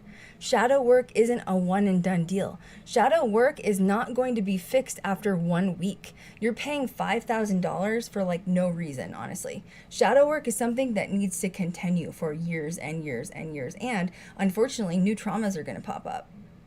They will. Throughout your whole life. But 1 week, do you think that's long enough to heal even one shadow? No, not even that dark of stuff. You know what I mean? It's go to a licensed professional, not Teal Swan. Yeah, I agree. It'd probably be cheaper. But... Yeah. Yeah, there's so many apps out nowadays too that you can access therapy for pretty cheap, like $30 a session. That's cheaper than $5,000 plus the flight there, plus this. You know what I mean? Like, dang, you know. Yeah. Start with a It's therapist and yourself, and maybe some self-help books. Honestly, that's where I got it going. You know what I mean? Like, this is you're capable of doing this on your own. So suicide, imagine, that's the next topic that we just went over. She says, what does the loneliest, she asks her followers this, what does the loneliness inside of you? What do you need to feel that space from the inside? So she's basically also teaching you to hold your inner child, your wounded inner child. So I get it. So once again, there's some things she says, I agree. But it's interesting that she's not using this in like the shadow work standpoint. She's making it sound like she created all of this, and this is not something created by Teal Swan. Whether it was given to her by like her guides or whatever, like shadow work's been around forever. It actually started out as a very like witchcraft, pagan sort of ritual of shadow work where you don't want to carry around trauma, and it's been adopted by like the New Age spiritual community. So it's basically healing that inner wounded child. Like what did you lose as a child that you needed that needs to be fixed? And I don't think experiencing suicide, you know, metaphorically speaking, is going to fix it. You know what I'm saying? That's just me. It shouldn't even be a topic of conversation when discussing trauma. Mm-hmm. Especially not as someone who's not a licensed professional. I have lost people to suicide. My cousin killed himself. He drank pills and drank and killed himself. Didn't wake up the next day. My one best friend when I was in 7th grade, I talk about it in my book. He hung himself in 7th grade. Suicide's not funny. And if you need help, you need to reach out to somebody, even if it's a friend, somebody. Like, don't sit there or the suicide helpline. Like, I just imagining your suicide, I think it's just reckless, honestly. I think it's absolutely reckless. So she says that her followers want to be a part of something, and they found that in her. So once again, lots of ego going on. And once again, that's where I question her own shadow work. She wouldn't want to be in a room with me because I'd have a lot to say. I don't think she's met somebody, you know what I mean? Same. Yeah. If she had done shadow work, like actual shadow work that she's preaching on everybody else, her ego would not be so damn inflated, because that is part of shadow work, is destroying your ego. It is, and it's also part of being human, is having human experiences. You know what I mean? Yeah. Like even as a spiritual, quote unquote spiritual leader, or someone who, you know, people look up to, we're all not here to be perfect. That defeats that defeats the purpose of being human. Yeah. You know? Mm-hmm. No, I agree. Well, and yeah, you're right. This path isn't supposed to be perfect. Like, and it doesn't even have to be trauma. We all have bad days. We have sad days. We have complications that we don't like. We all get into that fork in the road where, shit, I need to either go right or left, and I don't know what to do. And like, you know, your path lies in your hands. But the beautiful part about that is free will. Yes. You know, free will exists. Whatever we do on this planet, free will exists. And we are the ones in control of it, not a spiritual leader, not do as they say, not their word is God. And that goes for any organized religion. Like, anybody involved in any organized religion, you need to question everything they say. If, you know, what did they say in the spiritual community? Keep what resonates, don't take what doesn't resonate, right? So if something doesn't resonate, drop it and leave it. And the rest. But she seems so forced. Like, this is, and she says that at the end of the documentary. She says, like, my way or the highway, basically. So, but first, let's talk about Amir. Well, wait, we talked about, okay, first let's talk about Juliana. So Blake is the ex-boyfriend from 19 years old. She claims Blake is her only, quote, family because he rescued her from, you know, years of assault and abuse. So trauma bond major, it's never going to go away. That trauma bond is cemented in, right? Like, he is her everything. And Blake is now dating a new girl named Juliana. He met on like a dating app.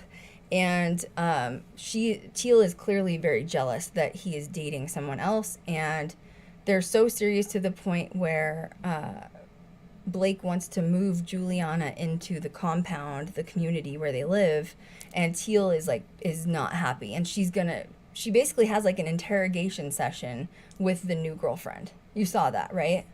I did. Yeah, it was so silly. And Blake even went outside and he's like, well, that's about as intense as I thought it would be. And it's just like, she's like, you're moving into my community. This is my community. And girls from Blake's past, it's either their way or my way. And like, you know, he has to choose sides and I don't want him to have to do that. And essentially she's saying like, Blake will pick me at the end of the day, no matter what. And Blake sat there and did not defend the person he wanted to marry. You know what I mean? Like, I think, oh man, he allows Teal to do whatever she wants, and that's a problem. Honestly, if I were Juliana, I wouldn't want to get married to that. Be like, excuse me, thank you. Well, but thank you for the help. I will say this too, that if Blake wants out of this cult, I think that Juliana's his only ticket out. Because I agree. She does seem to have her wits about her. Yeah, because she questions Teal and Teal doesn't like it.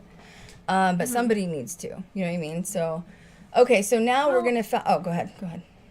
It's weird that, like, it also seemed like Teal had to approve the marriage as well. Yeah. It's kind of what it looked like. And they had that shot of her, like, you know, in the background, you know, during the wedding. And I'm just like, I gagged. I was like, boo. You've had 5 failed marriages. You don't get to say figure it out. Yeah, I mean, go to therapy yourself. Take some of that $5,000 and go get a really good therapist. You know what I mean?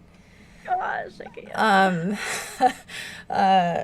okay, she gets this follower. It's this guy named Amir. Okay, so she holds private sessions with her followers that come pay this $5,000. Not all of them get a private session, but some of them do. So this guy sits down with her and she does what she's good at, which is she starts going into metaphors because that's all she talks about.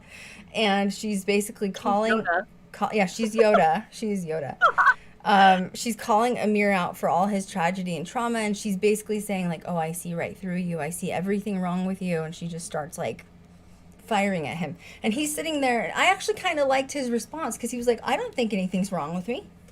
He's like, I don't know. He's like, you know, I've been through some hard stuff, but like, I don't see what you see. And I was like, good, somebody said so. And she's like, you don't? So what do you see then? Well, then it took a turn, a real hard right. Hard right. Took a hard, quick right. And we're like, what just happened? Took a hard right turn. So yes, it did. Go ahead. He pretty much the follower stated, Amir, that he's here. He was at this week-long session because he was sexually attracted to Teal. He basically wants to have sex with Teal. And she sits there for a beat and is like, well, that's a problem. She looked like she thought about it for a minute. Like she was like, She did. Yeah. I think she kind of like got off on that in a way. Like being like, oh, someone's interested in me like that because she likes power. Mm-hmm. She likes to be wanted like that, you know? And she immediately calls Blake, of course, and ropes him in. And I think it's just, you know, this is what I told Krystal, is that I think that, you know, she likes when men take care of her. You know, and she wanted him to take care of the situation and to talk to Amir. Well, I'm going to read it out because I even put these quotes because I was like, I can't forget this because this is just too good. She says, she looks at Amir, which is the follower she's having a private therapy session with. She says, I look at you right now and you have no cohesive thoughts, which, by the way, if you're a freaking human being and you're walking, I'm pretty sure you got some cohesive thoughts, okay? Why? Because you have to learn to put one foot in front of the other. Am I wrong? It's true. Yeah. Like, he had to sit in that chair. That's a cohesive thought. Like, I will now sit in this chair. I'm going to look at her. That's a he can think, okay? Mm-hmm. But once again, I think that's her, like, trying to break him down and, like, you know, tell him what his trauma is and, like, you're a broken human. Let me fix you. You're a broken toy. Let me fix you. Let me tell you how broken you are. I will fix you. That was the vibe I got from her. So Amir says, I think I'm doing fine. That's what he said. I think I'm doing fine. And then he says, I think I'm here because I'm sexually attracted to you. And she goes, oh, that could be a problem for me. You see how that's a problem for me. So they kind of finish having this conversation. Teal, like, goes off. She goes out, like, into the house now. And she's followed by her, posse and her camera crew. And she's like, I effing hate the spiritual community. I effing hate it. And once again, I'm like, your followers are going to see this. You're telling, in the beginning, you said that you didn't like your followers because they're basically thinking about suicide at 3 a.m. and they're watching your videos, so you find them dangerous. Now you're telling them that you need to make more money off of them, and you're concerned that your money is going to be lacking because it's now been called a cult. And now you're saying you hate the spiritual community. Okay, well, why is anybody still paying you then? Yeah. Right. Why are people still following you then? Like, this came from her mouth, guys. Like, you can't make this up. Go watch the documentary yourself. You know what I mean? And so she gets on the phone with Blake, and she's like, you won't believe this. Like, this guy Amir, I just had this, private consultation session with him, and he says he wants to have sex with me, and I need you to go talk to him. So let's just pause for a minute, okay? Mm-hmm. We are women in paranormal. I get it, okay? I have been in a situation. I was introduced to somebody that's a famous friend of mine who introduced me to another famous male YouTuber, okay? This male YouTuber started sending me dick pics. Don't send a girl dick pics. Do you think that's gonna get me to go out with you on a date? Are you serious? What's that title? Demisexual, where you have to be emotionally attached to somebody before you get physically. Dick pics, you'll get blocked immediately from me. Like, I just don't even, when you've seen one, you've seen them all. I've said this before, okay? Like, I hate men. I'm not a lesbian, and I hate men. Anyways, this guy started sending me dick pics, and he was introduced to me from a famous guy, and I had to have another public event with him, okay? I left immediately when I was with him. If this happens to you as a woman, she let this guy stay on her compound when he tells her he wants to have sex with her. Immediately have him escorted off of the property. What are you doing? You don't need... She wanted the attention. She wanted to keep him there. Clearly she wasn't affected by it. She just wanted Blake to go save the day so she could, feel like she's being saved.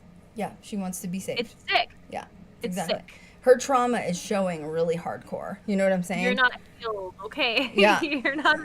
I know. Fine. Well, and I think that's why I wanted to talk about this on the stream today is, I know that we're in paranormal, so it's not like, we're not really a part of, like, the spiritual belief system other than, like, the dead, exists, like, back from the dead.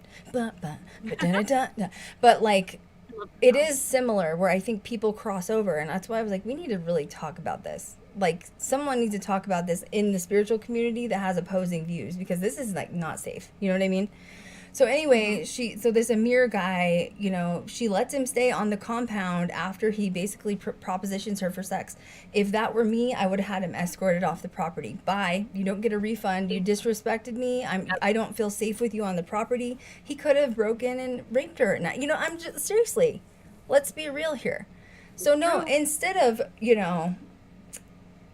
what's the word I'm looking for? Instead of setting up boundaries, which is also part of shadow work, is more proof that she hasn't done shadow work, because she couldn't even put up a boundary with one of her followers that propositioned her for sex.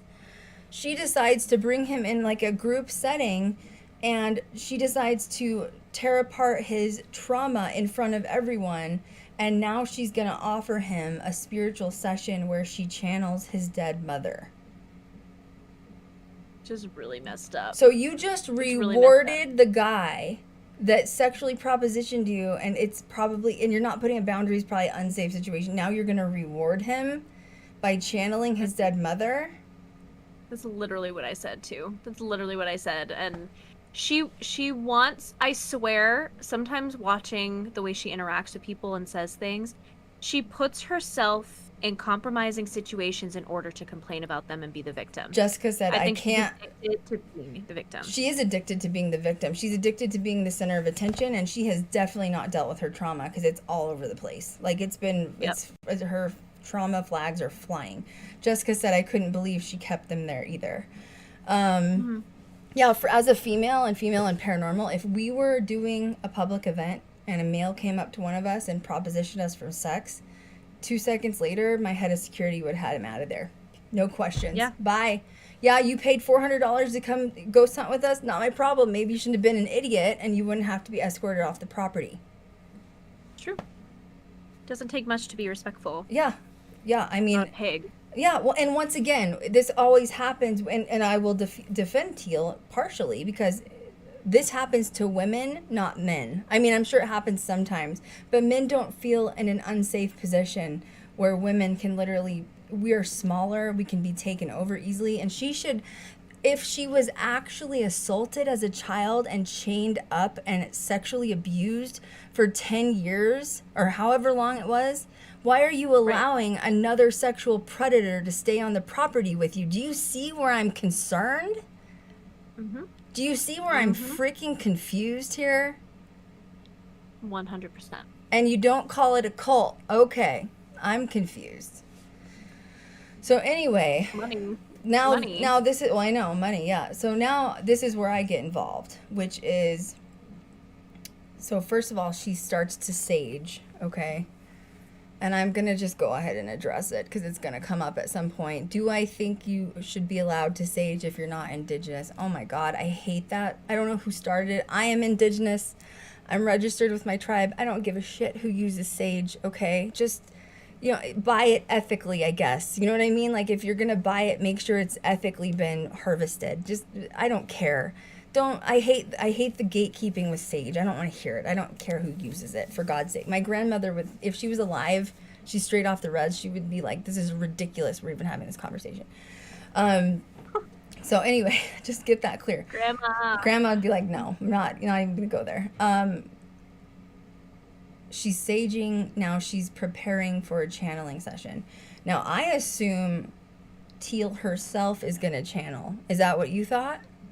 Since she's getting cleansed, yeah. Yeah, she's cleansing her. Yeah, she has a eagle feather. She's doing indigenous ways of cleansing. Like, I'm like, oh, she's gonna channel. Okay, cool. I want to see this part, you know, because it's like paranormal. She says she's channeling a higher being, whatever.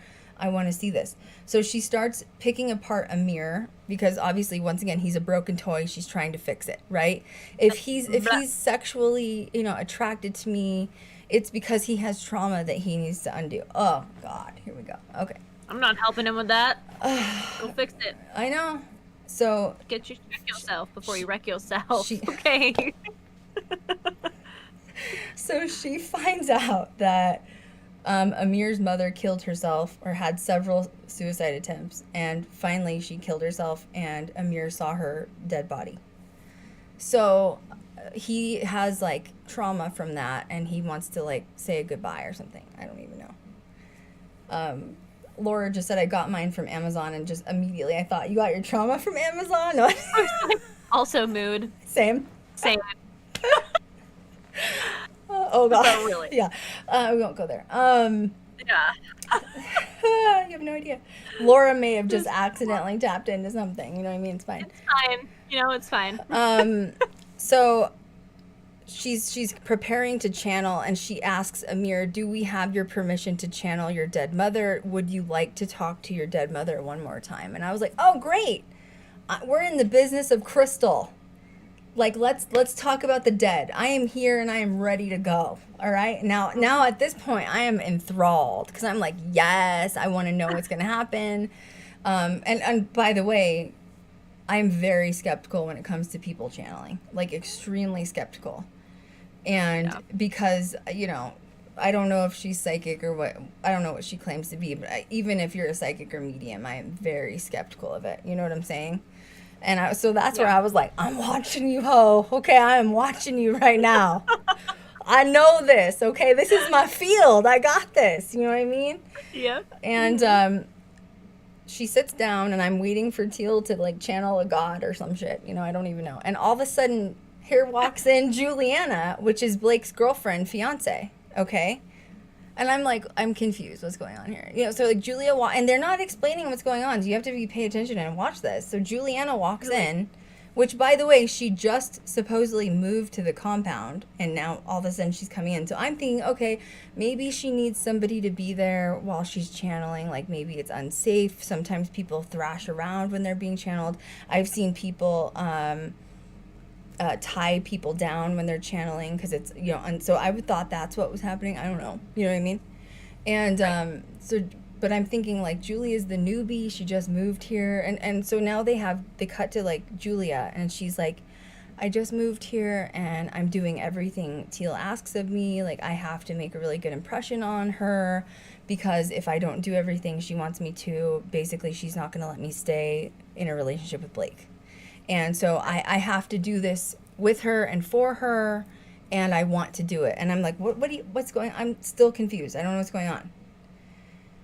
And all of a sudden, Teal puts her hand on Juliana in the middle of the room, and her head drops, and I'm realizing supposedly Juliana is now channeling his dead mom. Got a right turn there too, okay? That was some weird some weird stuff, okay? It was weird. I can't, your face. I was like, what is happening? I'm watching this, I'm like, is she okay? Like, is she ill? Like, I was genuinely did not think she was channeling. I thought she was, like, getting sick or something. And Well, let's talk about this is insane. opposing views. So let's talk about if it actually did happen, and if it like wasn't a thing. Like, because I feel like both sides of it. Like, you guys know I love to play devil's advocate. Like, that's where I sit on my throne. You know what I mean? Mm-hmm. Nikita said, "Get your Amazon trauma boxes." Mood, same. Yeah. Where do you even start with this, Kat? Like, how do you even start with this? Like, how do you even unpack this? First of all, I don't believe someone can just, like, I have been doing paranormal for 10 years, and I can't just walk in and channel somebody. Like, you're telling me Juliana just met Blake off the street, walked into this compound, and could just all of a sudden start channeling higher beings? If that's the freaking case, why aren't we all doing it? It's true. It's true. I almost wonder a couple things. If, one, Teal was trying to, like, make a fool of Juliana. Or two, if there were prior discussions that were not on film or not in the cut, you know, for the documentary. I just lost my train of thought. Well, you're talking about, like, if they like planned it before they came on camera, basically. Right. Like, why wouldn't they disclose that? You know, because it was just a very confusing scene. It was just a very confusing scene. And why would you make her do it? Like, is that her initiation? I'm getting angry. Like, I'm trying to calm down. Someone? Well, okay. Let me start here. I don't even know where to start. Honestly, this is a bucket of fucks. Sorry, I just dropped another F-bomb. Let's start with saying... Let's start here. I'm going to start as a paranormal investigator. I'm going to start as a ethical paranormal investigator. Someone who has empathy for people. And I'm going to say, I think it is absolutely wrong that you claim that you can channel someone's dead mother. He had serious trauma with his mom dying in that way. She committed suicide. And I find it ethically wrong that you're claiming you're interacting with her. I find that extremely ethically wrong as a paranormal investigator. I am extremely offended, and I find it foul, to be honest. I don't even have a word for it, because this person is literally dying inside. I know, because my mother died in a traumatic way. It is so painful, and now you're going to claim you can talk to her? Oh, it gets better. It gets better. So as the channeling session's going on, the mom comes through Juliana and says that she hasn't crossed over to the other side yet, and she's, quote, stuck.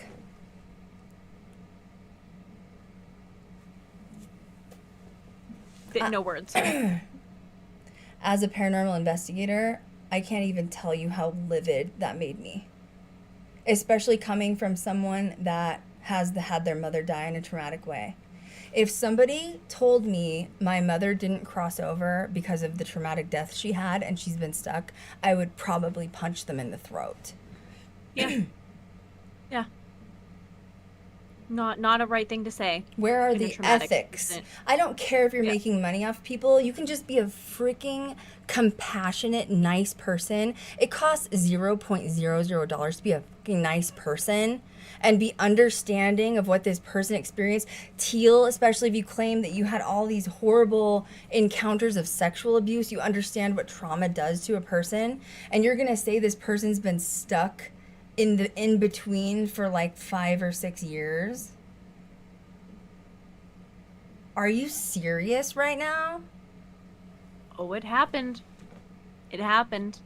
So anyway, Juliana's Dark. channeling the mom, saying she's sorry. She starts crying. It's causing Amir to cry. He's saying that he forgives his mom. And then, it gets even better than that. At the end of the channel session, Teal looks at Amir and says, your mother can't cross over until you tell her she can go. You have to tell her she can go. That's bullshit. That is bullshit. And I know this from being a paranormal investigator. We have free will. All of us. Every single one of us has free will. And by the way, if his mother crosses or doesn't cross is not up to him. It is up to his mother. We have free will to stay or to go. No one controls it. Not a single one of us. If I died tomorrow and my ghost lingered, Cat could not tell me to cross over. It's up to me. It is up to my free will to call my angels and guides to come help me out. It's not up to anybody else. Whether you have kids, grandparents, dads, uncles, mom, children.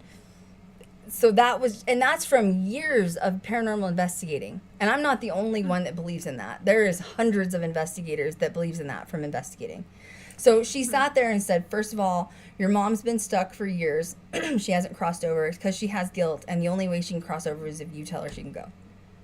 So Teal just handed this guy a bunch more trauma that he has to go and fuck. Cool. Great. So he just paid $5,000 to get more trauma, right? After being a pig. After already being a pig. And honestly, I don't think he even deserved that, even if that did happen. Now, on the opposing side, you kind of talked about this earlier when we were on the phone.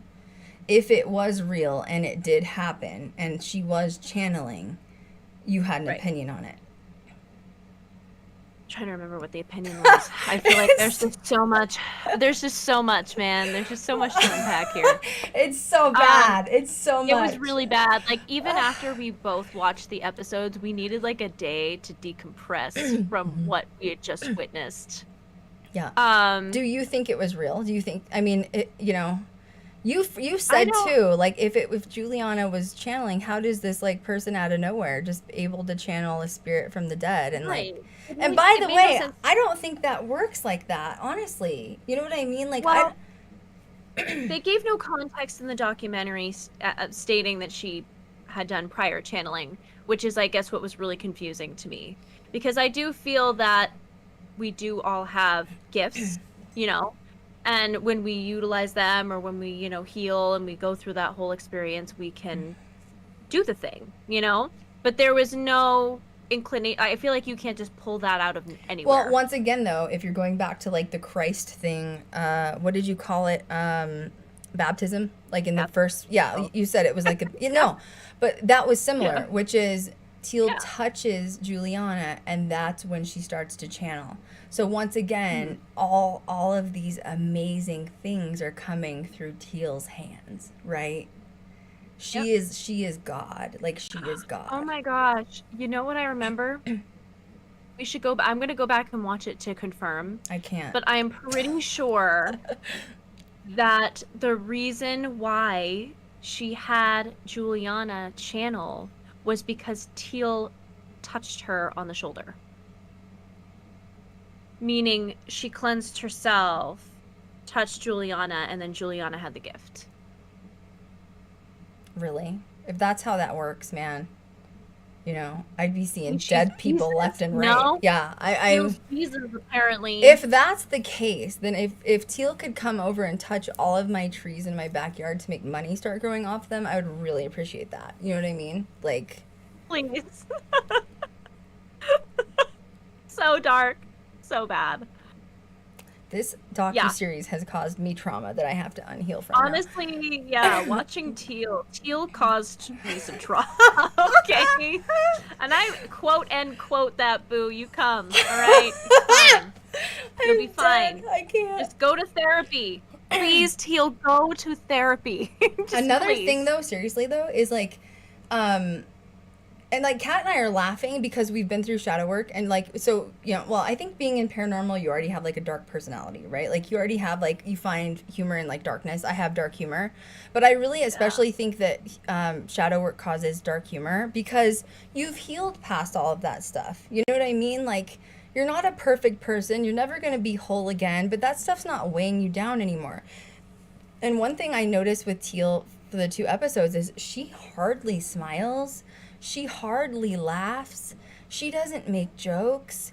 And to me, she is still carrying trauma. If you're that, there's even like a scene at the end where she's in the pool and it looks like it should be like this enjoyable space. Like she's in a swimming suit, like she has a killer body. She's drinking like wine in the pool. Like you should be like, Kat and I'd be like freaking living it up, like probably drunk, spilling wine all over, laughing, screaming, having fun. And there, she has no emotion. And I'm just like, she is such a broken human. The biggest indicator for me with Teal is her eyes. There's nothing going on here. Mm-hmm.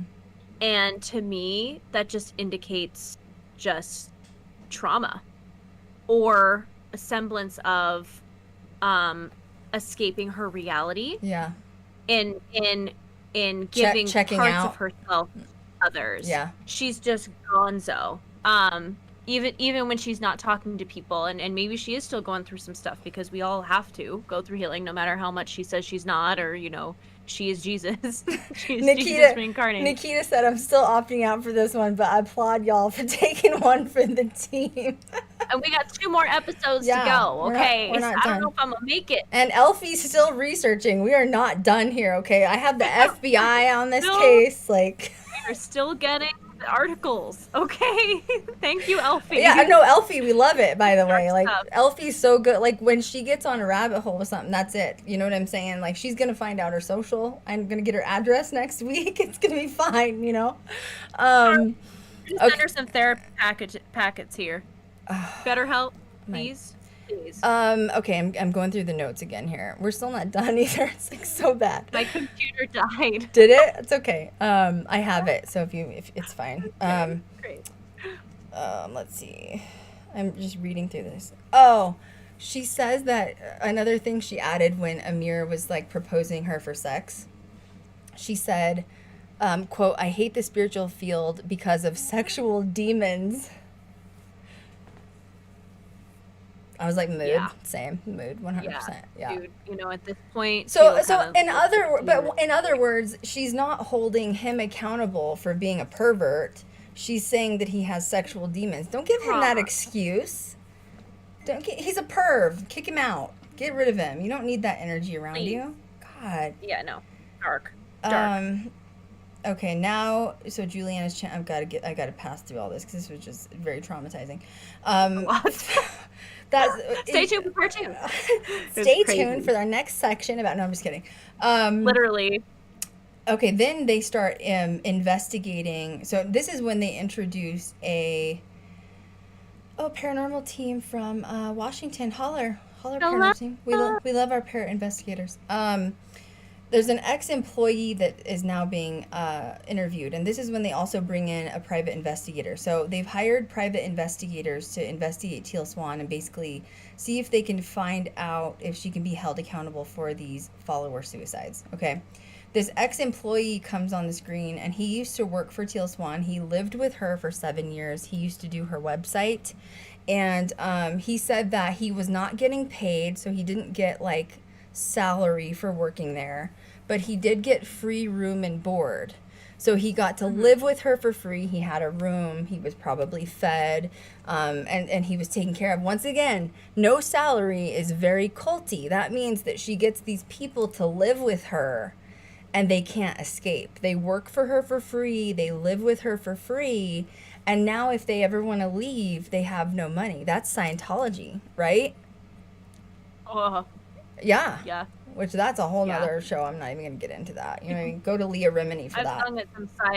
I've sung in some Scientology churches, and I have some stories, okay? It's strange. So anyway, this guy's this webmaster, and he says he's been working for her, living with her for 7 years, and he's like, I needed money, and he had to go get a job. He had no choice. And he basically, it sounds like he may have called like friends or family and got out, you know what I mean? And she was pissed. She was pissed he was leaving. Well, one, she's losing free help, so that's going to make her mad. And 2, she has had this person in her inner circle for 7 years now. He's leaving. She sees it as dangerous because she doesn't probably want him to expose the truth outside of the compound, right? So they're interviewing this guy, and he says, I wasn't getting paid after years of work. Teal, when he left, he said, I tried to do it kosher. He's like, I tried to just be nice. He's like, no, I just need money. Like, it's just, my life has changed. I'm moving on. Teal told him to go kill himself because his life was ruined by leaving them, and he wouldn't amount to anything. And apparently, she tells anybody that quits her from her inner circle, she tells them to go kill themselves, that they should go kill themselves. She's a major gaslighter. I Narcissist. mean, well, yeah, that's a narcissist. But that's just like, if you're trying to save the planet like you claim you are and like elevate the planet through spiritualism, that doesn't sound like a very holy thing to be saying from a spiritual, person.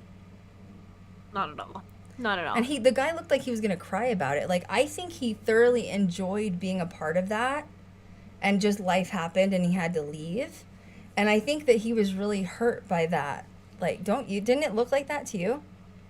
It did, because he was so deep into it. Yeah. Pretty sure one of his last statements after he finished his interview with the PI was that he admitted to telling Teal verbatim that he would easily kill someone for her and bury them in the ground. In the backyard. In the backyard. Yeah. And he was smiling when he said that. So Yeah. And he was coming out of it, and you could see in his face, like, he couldn't believe that that's what he said now that he's on the outside of it. Yeah. Yeah, it's like this warped reality in her community / home. Well, and then the PI is like, do you think it's a cult? And he's like, yeah, it's a cult because she gets to control you with money, and no one can leave once you get in. It's very strange dynamic. Very strange. It's mental. Yeah, it is. Messed up, dude. Dude. So dark. So now this is where we took another hard right turn. You know what I mean? Like, there's all kinds of right turns in this. We're finally getting to the end of this here.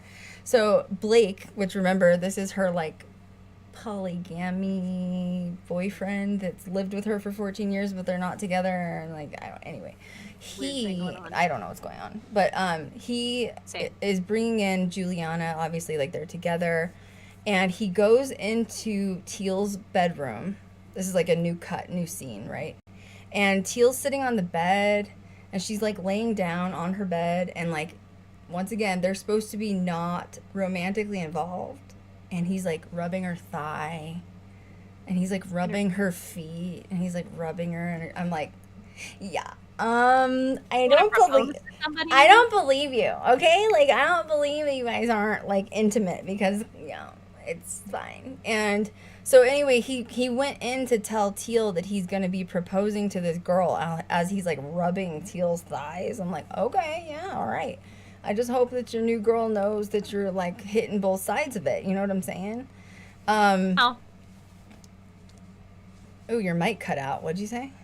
I said she does now. Now she does, yeah.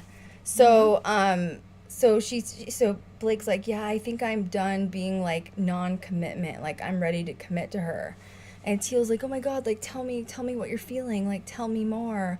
And he's like, I think I'm going to propose to Juliana. And she's like, oh my God, like, can I be involved? Like, can I help you pick out the ring? And which is just weird. Cause like, I see them as sister and brother, but also like romantic. It's very strange.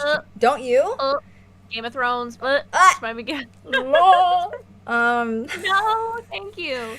And so then he's like, yeah, I think I'm gonna propose. Like, I think I want to be with her. Like, I'm done with this whole like, single lifestyle. And then Teal goes, do you think she like is okay with you? Like, does she know about like the sexual feelings you still have about me? And like, are you ready to like end your sexual thoughts about me? And of course you want him to say no, because she likes that. And I'm like, let him have a moment. He's like talking about being engaged to this girl. Like, let him be happy. Like, not about you, And he's like rubbing her leg, and he's like massaging her. He's like, yeah, I'm ready to give it up, but like, I still think you're sexy as hell. And I'm like, what's going on here? Can someone tell me what's going on? I don't know. There's just a whole lot of wrong happening, and it's just not right. It's not right. So Y'all need group basically, therapy. he comes in and says that he wants to get engaged and married to this girl. In the meantime, Teal is jealous and wants to make it about her. Okay. Yep. All right.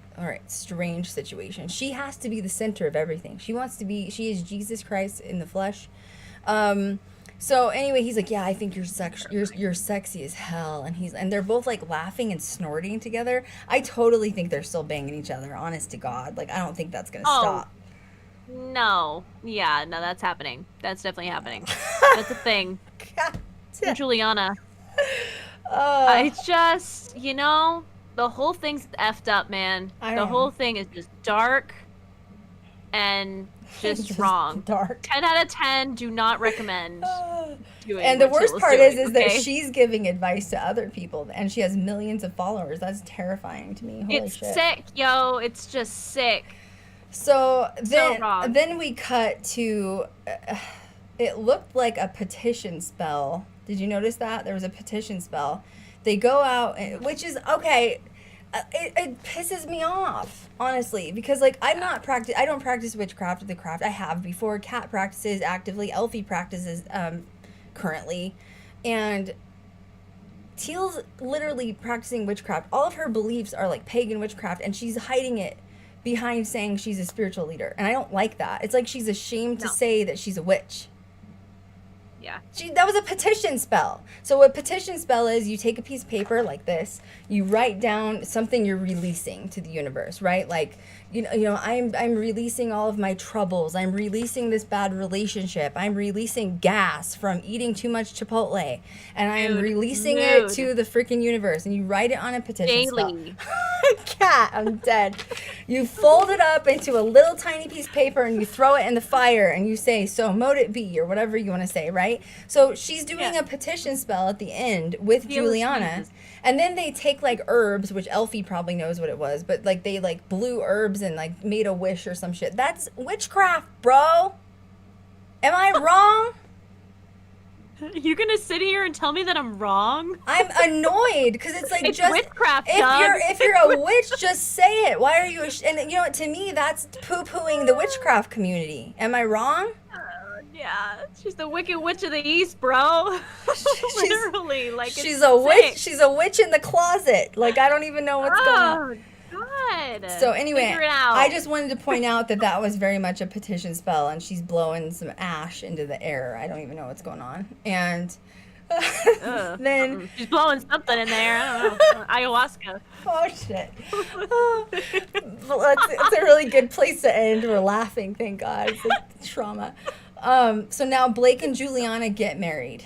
And they're at this wedding ceremony, and, like, it's interesting because they keep catching Teal, like, and it's weird the way they had him placed, because you have Blake and then Juliana, and then Teal's behind Juliana. And to me, it almost looked like he was watching Teal as he was getting married to Juliana.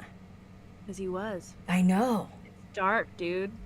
What- She's sick. Which, if they're polygamy, polygamy, whatever, just. But they're not. But fly that They're flag. not. You know what I mean? Like, if you're going Right. to promote that, you fly that flag. You're going to get a bunch of people that support that. Fly your flag with F buckets everywhere. You know what I'm saying? But they're not. Teal thrives off of creating chaos because that's all she's ever known. I know. It's a repeated not an excuse, but it's like, It's trauma. don't sit here and do that. Don't sit here and try to charge that people $5,000 when you don't even have your own shit together. Yeah, I know. Figure it Yeah, out. I know. Oh, I know. Check yourself. Oh, it gets worse. No. It gets worse. So the way that this ended was the PI is still doing, like, investigative work on Teal. The PI has found past employees of Teal of, like, NDAs and weird stuff that rules, apparently, that the community has to abide by. And they asked the PI, so what do you think of the rules that the community has to abide by? Now, this is people that live within the community, right? So not like followers, people like live in the community. And the PI says everything she makes everyone live by is highly illegal. So I'm interested to see what that list is, and apparently, like, the NDAs are illegal too. I don't know. That's in the next episode, so I haven't seen it. I know legality very easy. Like, even when I have people sign NDAs, they're very basic. So I'm interested in hearing what someone says that it's elite. What is she putting in it? Like, there must be threats or something. You know what I mean? Like, Oh yeah. and then let's see. Okay, so then they're at the end, and they're kind of bouncing back to not Juliana. Teal is sort of, it looks like, brainstorming new ideas with her manager to come up with more ways of getting money. And yeah, like, they still need money, and because she's claiming that now that her YouTube platform's been called a cult, that it's like affected them financially, and she has this community of people that she has to take care of financially, and she doesn't know how she's going to do it, right? And I'm like, oh man, red flags all over the place. So her manager was a tennis manager for tennis players, like famous tennis players in Europe. He dropped all of his tennis players to come be with Teal and be her manager. I bet you she pays him a lot of money. Like, 100%. Like, if anybody makes money out of that group, it's him. He makes a lot of money. So basically what he's doing, which is really interesting, which is why I think you guys should watch the documentary, is he is noting and tracking other spiritual influencers. And he has goals to push Teal, her social media numbers, past these other spiritual influencers and religious leaders. And like, she's like literally comparing herself to like the Pope and the Dalai Lama, and that she wants to get more followers than them, and like she's going to change the planet, and it's in a very dark way, in my opinion. It's very dark. And so then she's coming up with more ideas to do these suicide, what does she call those? Where you like think of your suicide. What does she call that again? The completion process or something? Yeah, it's the completion process. I don't the know. Completion cycle. It's called, then you'll reincarnate. It's called Get Some Actual Jesus is what it's called. But she's talking about, I'm just going to say it. Teal says she's going to force these people that come to her camps to do this mental suicide attempt, where you're mentally in your head committing suicide to be reborn. And everybody is like shaking their head yes, like, yep, we all agree. So once again, she finds people that just follow her, right? Like, this is her managers, her social media managers, her personal assistant. Like, everybody's like, yeah, I agree, like, let's get these followers to come in and like have this like mental suicide. And then Juliana, which is the new wife of Blake, she steps in, which I commend her. And this is how the second episode ends. Juliana looks at Teal and says, you can't force everyone to want to kill themselves. Like, you can't force them to want to do that. And Teal looks at her and she's like, this is where we have a problem.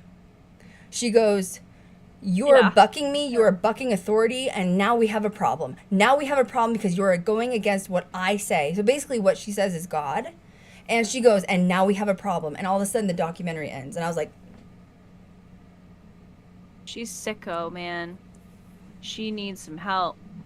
Which I agree with Juliana. Like, if people are paying money to come to these camps, do it. Go, like, do what you want to do. You want to go do ayahuasca? Like, just make sure you don't get diarrhea, like, take a Tums in an adult diaper. Like, have a backup. If you go to this spiritual encampment, you want to, have a death experience, fine. If you don't, then don't. If you go to an ayahuasca ceremony, you don't want to drink it, then don't drink. Like, you are allowed to put up boundaries. That's shadow work. Like, you are allowed to say no. And Teal's basically saying, like, no, everyone's going to go. If you come to my, you're going to come to my encampment, and I'm going to help you commit suicide mentally. What is wrong here? Dark. And now she's literally had followers that have committed suicide, and their families want Teal to be held accountable, because a lot of these followers have left like journals where they've watched Teal and journaled about Teal and journaled about the death experience, where they decided in the journals, like, oh, well, Teal says that, like, if I kill myself, I just get reincarnated and I come right back in. Do you think it's that easy? I mean, I do believe we reincarnate. However, my belief is you have to come here to finish what your purpose was, or you're going to have to come back and do it again. And my opinion is I don't want to come back. So I'm going to finish it while I'm here, okay? Because I don't like this planet. It's a very low vibrational, floating rock out in the middle of nowhere. and I don't want to come back. So I'm going to finish what I need to do. I don't want to reincarnate. Like, who would want to come back here? No.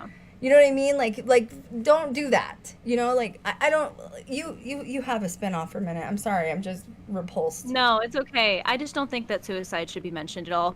Yeah. In her, you know, discussions. And I think that having a discussion about, what the heck? What? That's an alarm outside of. Oh, is it? I don't know what's happening. For some reason, I thought you got a nosebleed, and I panicked for some reason. I was like, stigmata. No, I went to go. Like, no, I was like, that was weird. No, she. I just don't think that she should be mentioning suicide at all. Me neither. Period. Like, I've been having a discussion.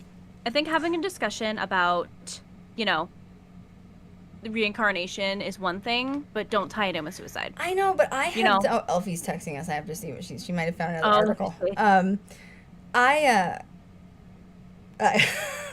She's making an ayahuasca joke. Ayahuasca, take a Tums in a diaper, small print.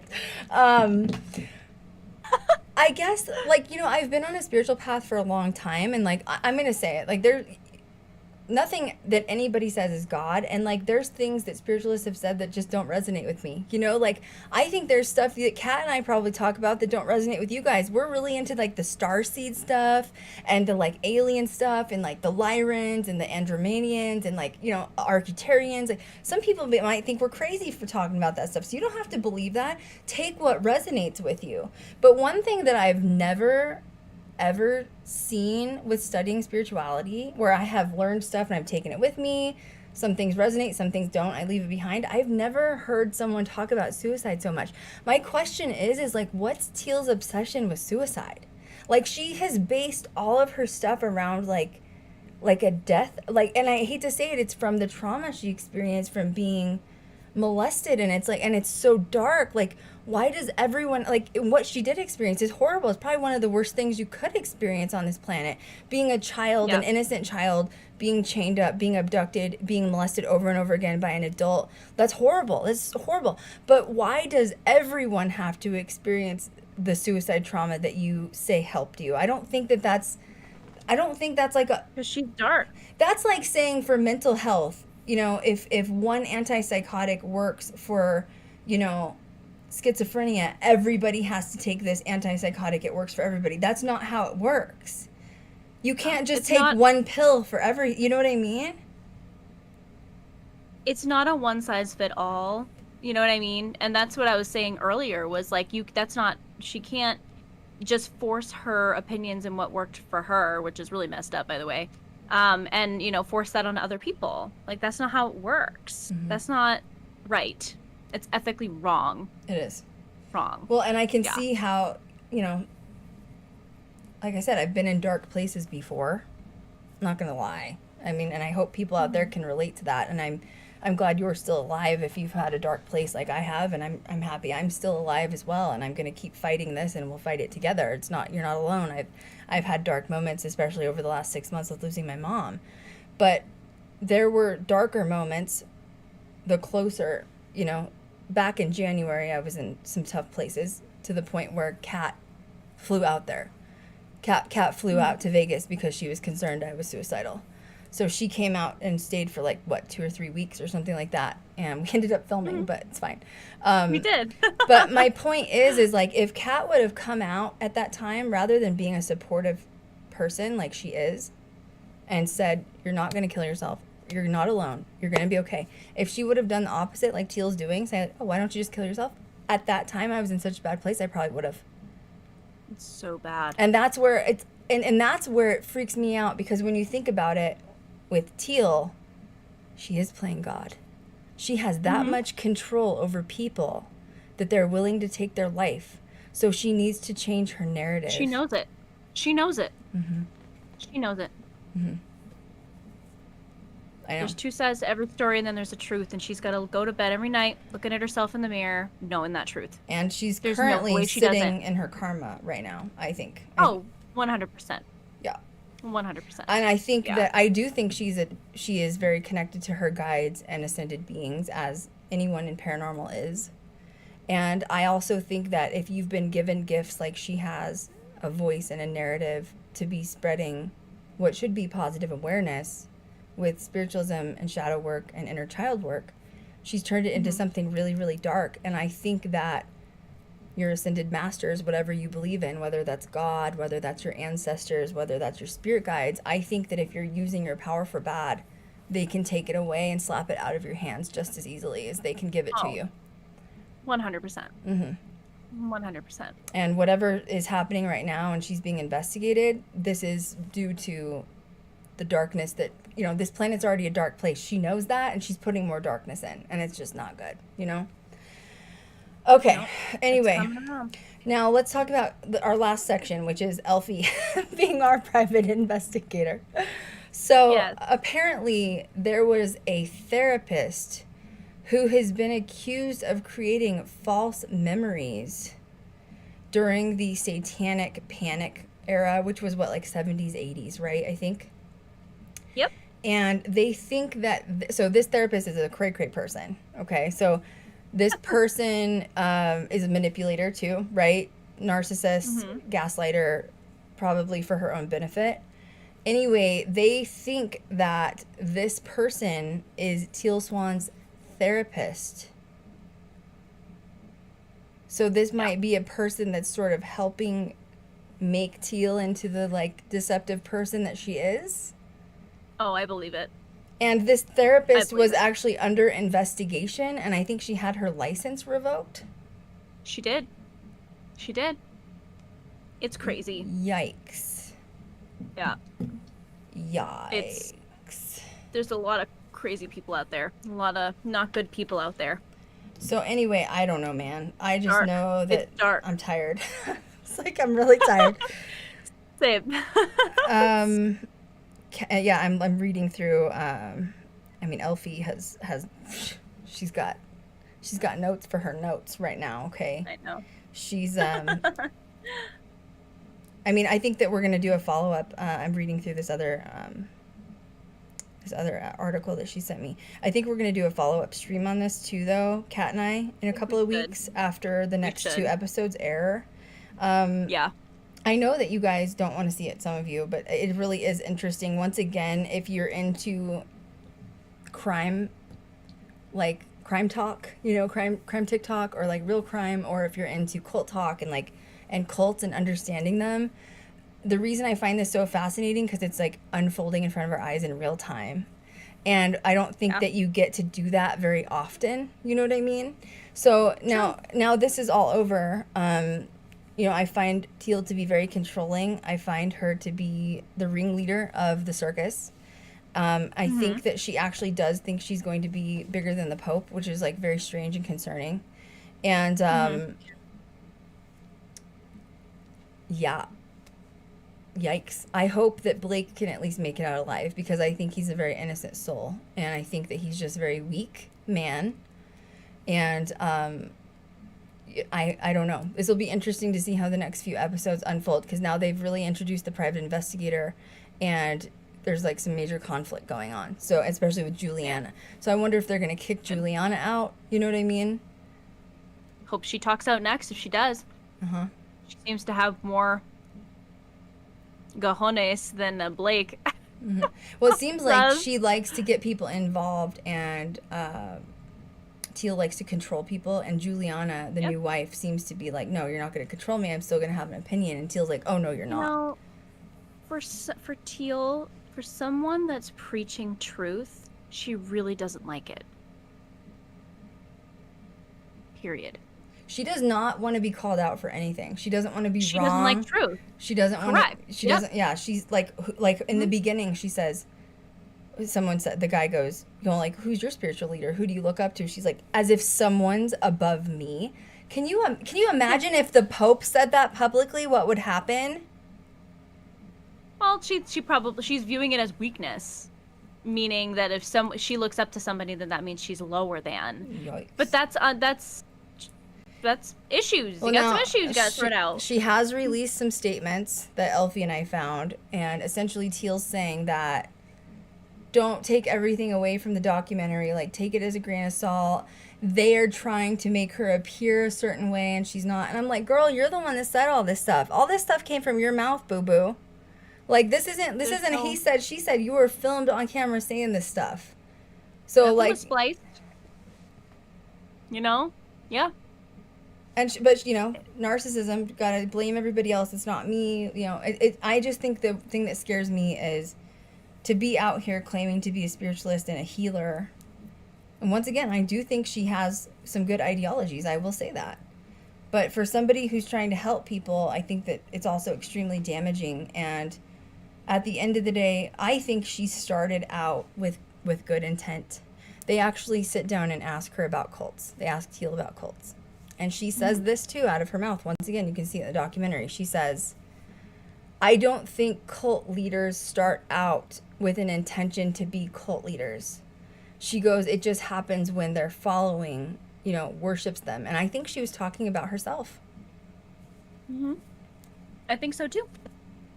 And I believe that's how it started. I think she was a young kid, damaged, started a YouTube channel. That's what I think. And because they showed some old videos, she was very young. She's like in her early 20s, 19, probably right after she escaped. I think she was a young kid. She started this YouTube channel, didn't expect it to take off like it did.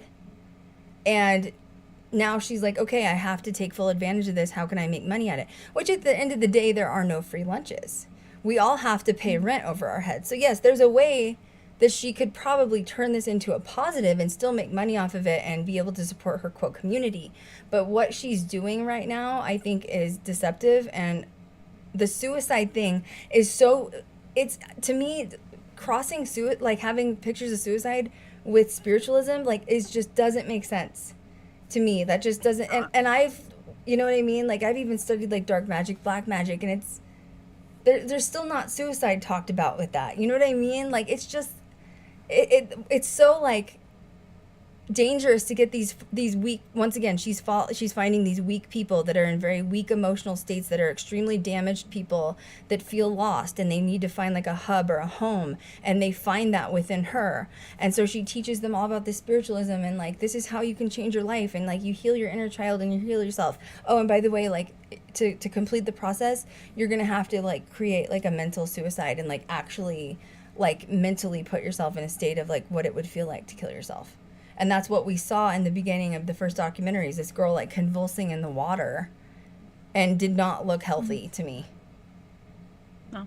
And like, what's wrong with her to want to experience that with somebody?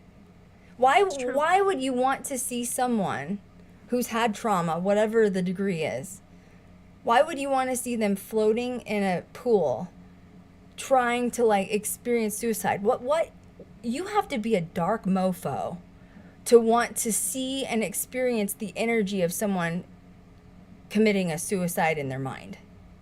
What's wrong with you, yo? That's like some dark shit. Power. Yikes. Yikes. It's bad.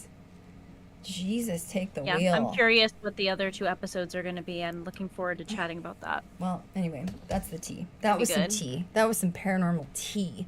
I just felt like it was my duty to talk about it after she supposedly channeled, a dead mom, and that really pissed me off. Like, that was where I got really set. That was where I was like, Yeah, and channeling rightfully through so. some random person. Like, it's just not how it works, honey. Okay? With zero context as to who this person is, actually, like, or if they are. Dude, I don't even know. Weird. She was like rocking around in a circle. I was like waiting for her to like fart on the wood floor. You know what I mean? Because you could hear it like creaking. I was like, "Are you okay?" Like, what? You're right. There was no context behind it. What's going on?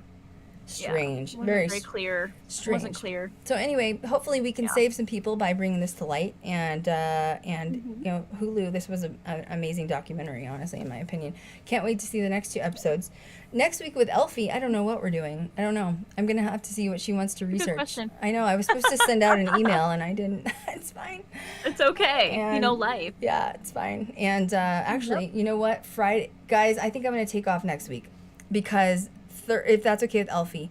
Thursday is my surgery, and if that's okay with, I know that I haven't wanted to take breaks, but I think next Friday I'll probably take off. I don't know how I'm gonna feel. Take care of you. Yeah, I'm care sorry. of you. Yeah, I don't want to like come on here and be all, you know what I'm saying? So next week, let's skip it since I have this surgery, and then I'll see you guys. What's the date on the next one so that I can give that out? Let me look it up. Let's see. Yeah, it will be the 10th. 11th. Wait, the 10th. Yeah. Sorry, it's midnight here. Yeah, so We're the next day. So June 3rd, I'm going to take off because of surgery, and we'll be back June 10th. That'll give Elfie an extra couple weeks, too, to, like, pick a topic or whatever.